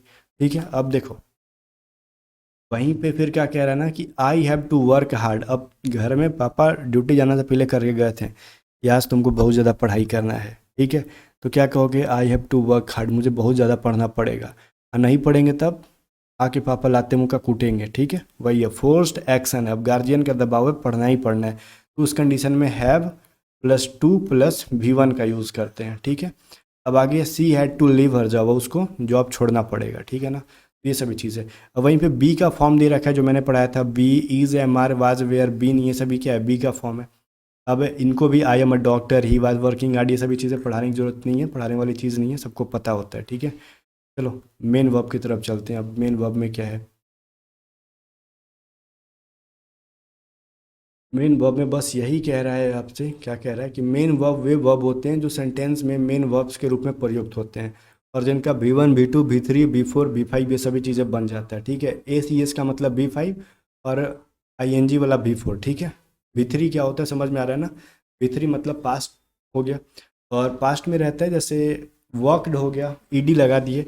ठीक है, उस तरीके से B4 बनाते हैं, ING फॉर्म ING लगा दिए तो वर्ब का चौथा फॉर्म बन गया, और एस या ES जैसे ईट्स बना दिए तो चौथा रूप बन गया, तो वो सभी मेन वर्ब होते हैं। बस यही चीज़ कह रहे हैं जो कि मैंने स्टार्टिंग में ही बताया था, आई नो यू, अब वही नो का V2 बना दिया तो आई न्यू यू, और वहीं पे नो का V3 बना दिया तो I have known you for 2 years। ठीक है, अब क्या करना है, ये सभी तो हो गया। अब आपको इसमें दिए गए हैं बहुत सारे वर्ब के रूप। ठीक है, जो कि टेंस के अकॉर्डिंग चेंज होते हैं। ठीक है, प्रेजेंट में वर्ब का पहला फॉर्म, पास्ट में सेकंड फॉर्म, पास्ट पार्टिसिपल या फिर पास्ट परफेक्ट में थर्ड फॉर्म, प्रेजेंट पार्टिसिपल में चौथा फॉर्म ये यूज़ होता है। ठीक है, प्रेजेंट में पहला फॉर्म और पांचवा फॉर्म दोनों होता है यूज़। तो ये सभी को आपको थोड़ा थोड़ा करके रेगुलर पढ़ना है, इसमें बहुत ज़्यादा है तो थोड़ा मैं यहाँ से निकाल लेता हूँ। ठीक है, क्योंकि ये आपका काम है, अब यहाँ पर मैं इसको पढ़ाने लगूँ तो एक ही चैप्टर ख़त्म करने में ऑलमोस्ट 6 घंटे लगेंगे। देन गाइस यहाँ पे हम लोग प्रैक्टिस सेट पे आ गए, तो चलो इसकी प्रैक्टिस के कुछ क्वेश्चंस देखते हैं, और सारे चैप्टर्स के प्रैक्टिस हम करेंगे, बट ऐसा नहीं है कि सारे चैप्टर्स से सारे सारे क्वेश्चन प्रैक्टिस करेंगे, बिकॉज वॉइस नरेशन और बहुत सारे चैप्टर्स ऐसे हैं, प्रीपोजिशन, जैसे इकलौते ऐसे चैप्टर, एक एक चैप्टर्स के अंदर 200-300 क्वेश्चन हैं। उनको कम्प्लीटली प्रैक्टिस करोगे आप बुक से, और सारे चैप्टर से कुछ कुछ क्वेश्चंस मैं करा दूंगा आपको। जिनके पास बुक नहीं है वो यहाँ से पढ़ लें, और जिनके पास बुक है वो थोड़ा सा सेल्फ स्टडी भी कर लें, ठीक है। चलो फिलहाल इसके कुछ क्वेश्चन देख लेते हैं हम लोग। पहला क्वेश्चन क्या कह रहे हैं, he was so inquisitive that he rose many questions in the class, ठीक है। वो क्या है भाई, बहुत ज़्यादा इनक्विजिटिव है। जैसे क्लास के दौरान आपने देखा होगा बहुत से लड़के जो होते हैं ना बहुत ज़्यादा उत्साहित रहते हैं सवाल पूछने के लिए, वैसे वो भी है, ठीक है। और वो भी क्लास में बहुत सारा सवाल पूछता है, ठीक है।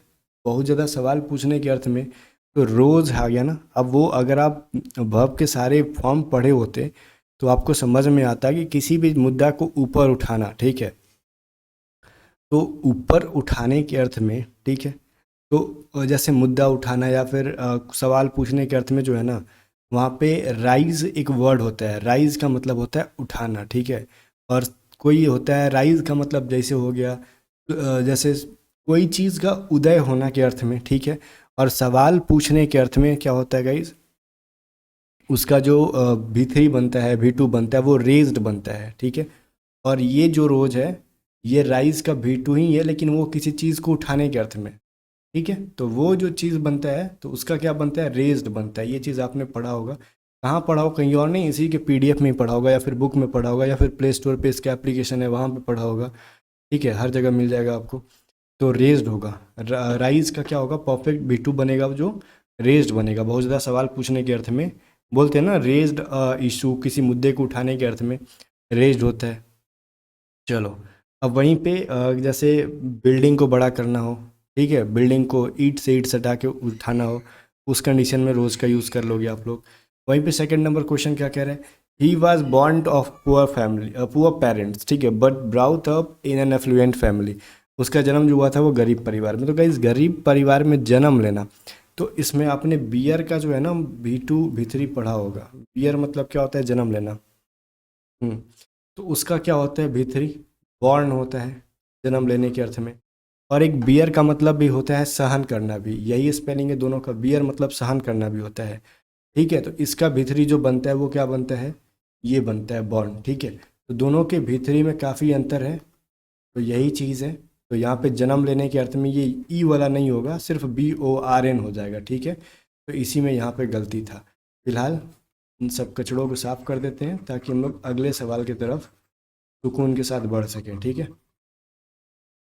चलो आगे 3 नंबर क्वेश्चन देखो क्या कहते हैं। 3 नंबर क्वेश्चन कहता है अपना, the university was found in 1950। अच्छा ठीक है, अब इसे क्या समझ में आ रहा है कि यूनिवर्सिटी जो है 1950 में फाउंड किया गया, मतलब खोजा गया था। फाउंड का मतलब तो वही होता है ना, फाइंड, ठीक है। फाउंड ये सभी होता है मतलब खोजने के अर्थ में। When India was not self dependent in many aspects, ठीक है। मतलब इंडिया अपने आप मतलब बहुत सारे एस्पेक्ट से अपने पे पूरी तरीके से आत्मनिर्भर नहीं था, तो भी इस यूनिवर्सिटी का 1950 में क्या किया था, स्थापना। यूनिवर्सिटी की खोज तो की नहीं जाती है, स्थापना की जाती है। तो उस कंडीशन में फाउंड का मतलब जो होता है, जो V3 बनता है वो क्या होता है, ये क्या बन जाता है गाइस, फाउंडेड बन जाता है, ठीक है। फाउंडेड बनता है, ठीक है। तो ये चीज़ जानना ज़रूरी है हमारे लिए, और थोड़ा सा ऊपर करना भी इसको ज़रूरी है, बिकॉज ये बहुत नीचे चला गया। चलो क्वेश्चन नंबर 4 देखो क्या है। अब ये समझ में आ गया कि फाउंड की जगह पे फाउंडेड होगा, स्थापना करने वाला। इंग्लिश में बहुत सारे वर्ड हैं जो कि कंफ्यूज करते हैं आपको। 4 नंबर देखो क्या कह रहा है, I complaint against him as in spite of my repeated warning he fail to mend his ways. अब इसमें कहाँ पे गलती है गाइज, अब देखो ये क्या रहा है ना, आई कंप्लेंट अगेंस्ट हिम, मैंने उसके खिलाफ क्या किया, शिकायत की, ठीक है। क्या की भाई, शिकायत की। तो कंप्लेंट तो ये किया तो मतलब क्या बोल रहा है, पास्ट इंडेफिनिट में है। आपको ऐसा लग रहा है ना कि एक पास्ट इंडेफिनिट में है, I complaint against him as in spite of my repeated warning. ही पूरा सेंटेंस देख रहे हो ना, पास्ट में he failed to mend his way, ठीक है। तो पास्ट में तो कुछ लोग कहेंगे ठीक है इसमें कोई गलती नहीं है, कंप्लेन का कंप्लेंट न बना दिया। देखो गाइज रुको, ये जो कंप्लेंट है ना, एक एक नाउन है, और नाउन का हम V1 V2 V3 नहीं बनाते हैं, ठीक है। तो कंप्लेन होता है एक वर्ब, और कंप्लेन का V2 V3 क्या होता है, कंप्लेंड होता है। यहाँ पे कंप्लेंट के जगह पे क्या करोगे, कंप्लेंड का यूज़ करोगे, ठीक है। ये कंप्लेंड हो जाएगा, फोर्थ के ए में कंप्लेन की जगह पे कंप्लेंड हो जाएगा, ठीक है ना, ये चीज़ ध्यान रखना। तो कंप्लेंट होगा। फिफ्थ नंबर क्वेश्चन कह रहा है failure must not have permanent affect on a person because only the tough survives, ठीक है। ये जो फिफ्थ नंबर क्वेश्चन है, failure must not have permanent affect on a person.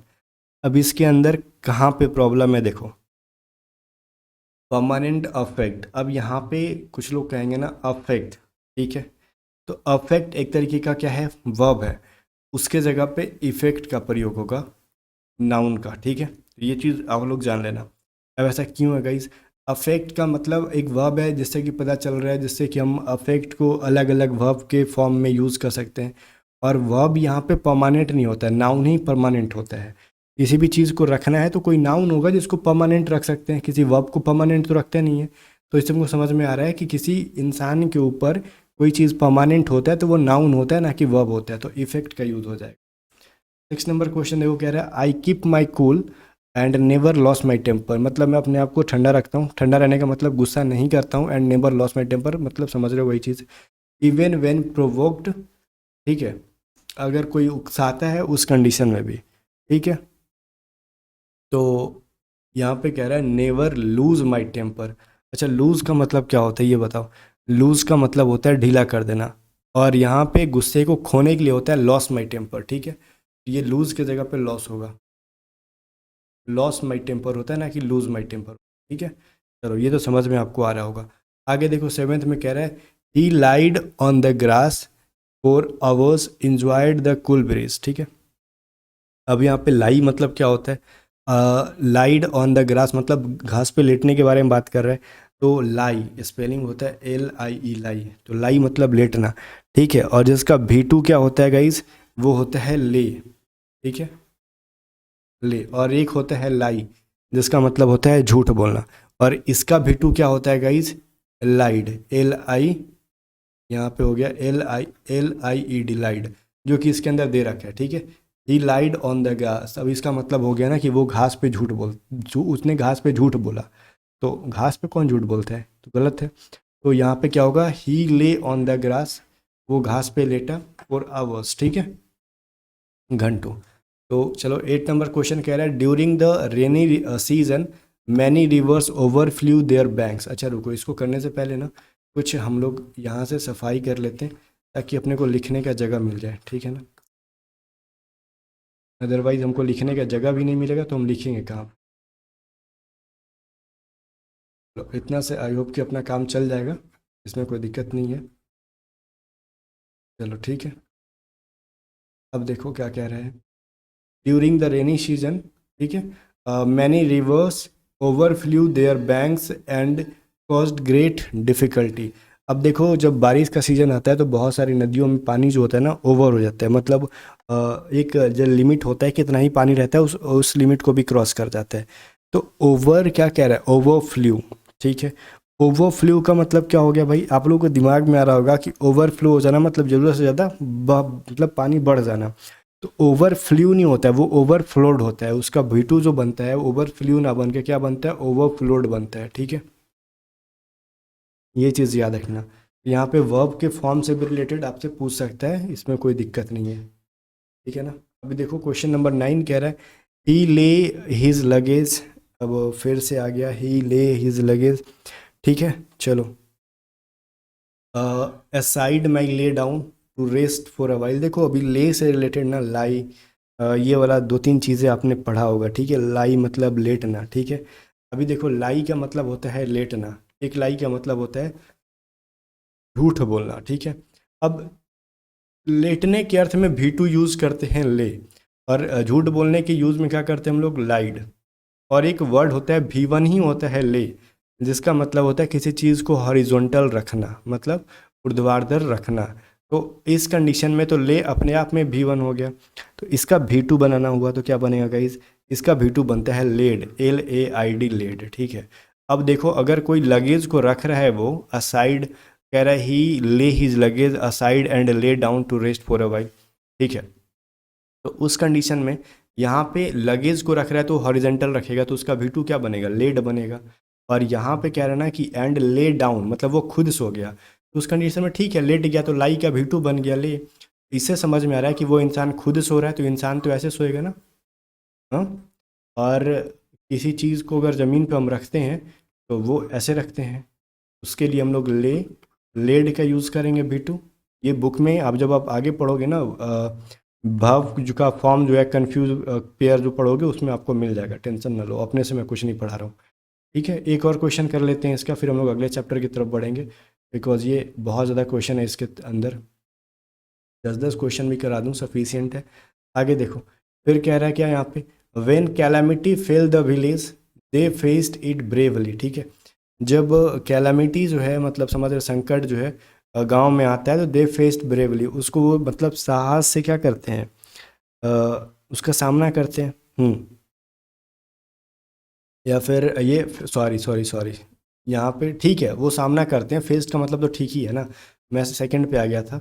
When calamity fail the village, अब calamity fail the village का मतलब वही हो गया कोई गांव में क्या संकट आने के अर्थ में यूज़ करना। तो अब यहाँ पे जो फेल है ये क्या है, ये चीज़ बताओ। तो इस फेल का मतलब क्या होता है, ये तो गलत है ना, वहाँ पे बिफेल होता है, ठीक है, बिफेल। अब ये बिफेल क्यों होता है, ये बिफाल एक एक पता है बिफल होता है जिसका मतलब ये समझ लो, आपने पहले पढ़ा होगा फाल, ठीक है, फाल का V2 पढ़ा है आपने फेल, ठीक है, ये इसका V2 हो गया। वैसे ही है एक बिफल, ठीक है, बिफल मतलब कोई संकट आना, और उसका V2 बनता है बिफेल, ठीक है। ये उसका संकट आने के लिए होगा कैलेमिटी बिफेल द विलेज। इसमें कुछ कुछ है थोड़ा बहुत आपके में भी, आपके एग्ज़ाम से थोड़ा सा ऊपर लेवल का भी है, इसमें नहीं है, ऐसा नहीं है कि सिर्फ और सिर्फ एसएससी और डिफेंस लायक है, इसमें थोड़ा सा अपर लेवल का भी है, लाइक कैट वगैरह एग्ज़ाम के लिए भी है। तो उस टाइप के एग्ज़ाम में ये सभी सवाल पूछे जाते हैं, या आपके एग्ज़ाम में बिफॉल बिफेल और बिफाल नहीं पूछेगा। फिर भी चलते हम लोग अगले चैप्टर पे, बिकॉज अगर यहाँ से आगे नहीं बढ़ें तो फिर हमको 15 से 16 घंटा की ये वीडियो बन जाएगी, ठीक है, अगर हम पूरा पूरा सवाल करते हैं। तो अगला चैप्टर कौन सा है वो हम देख लेते हैं। अगला चैप्टर में भी टेंथ ही होगा आपका,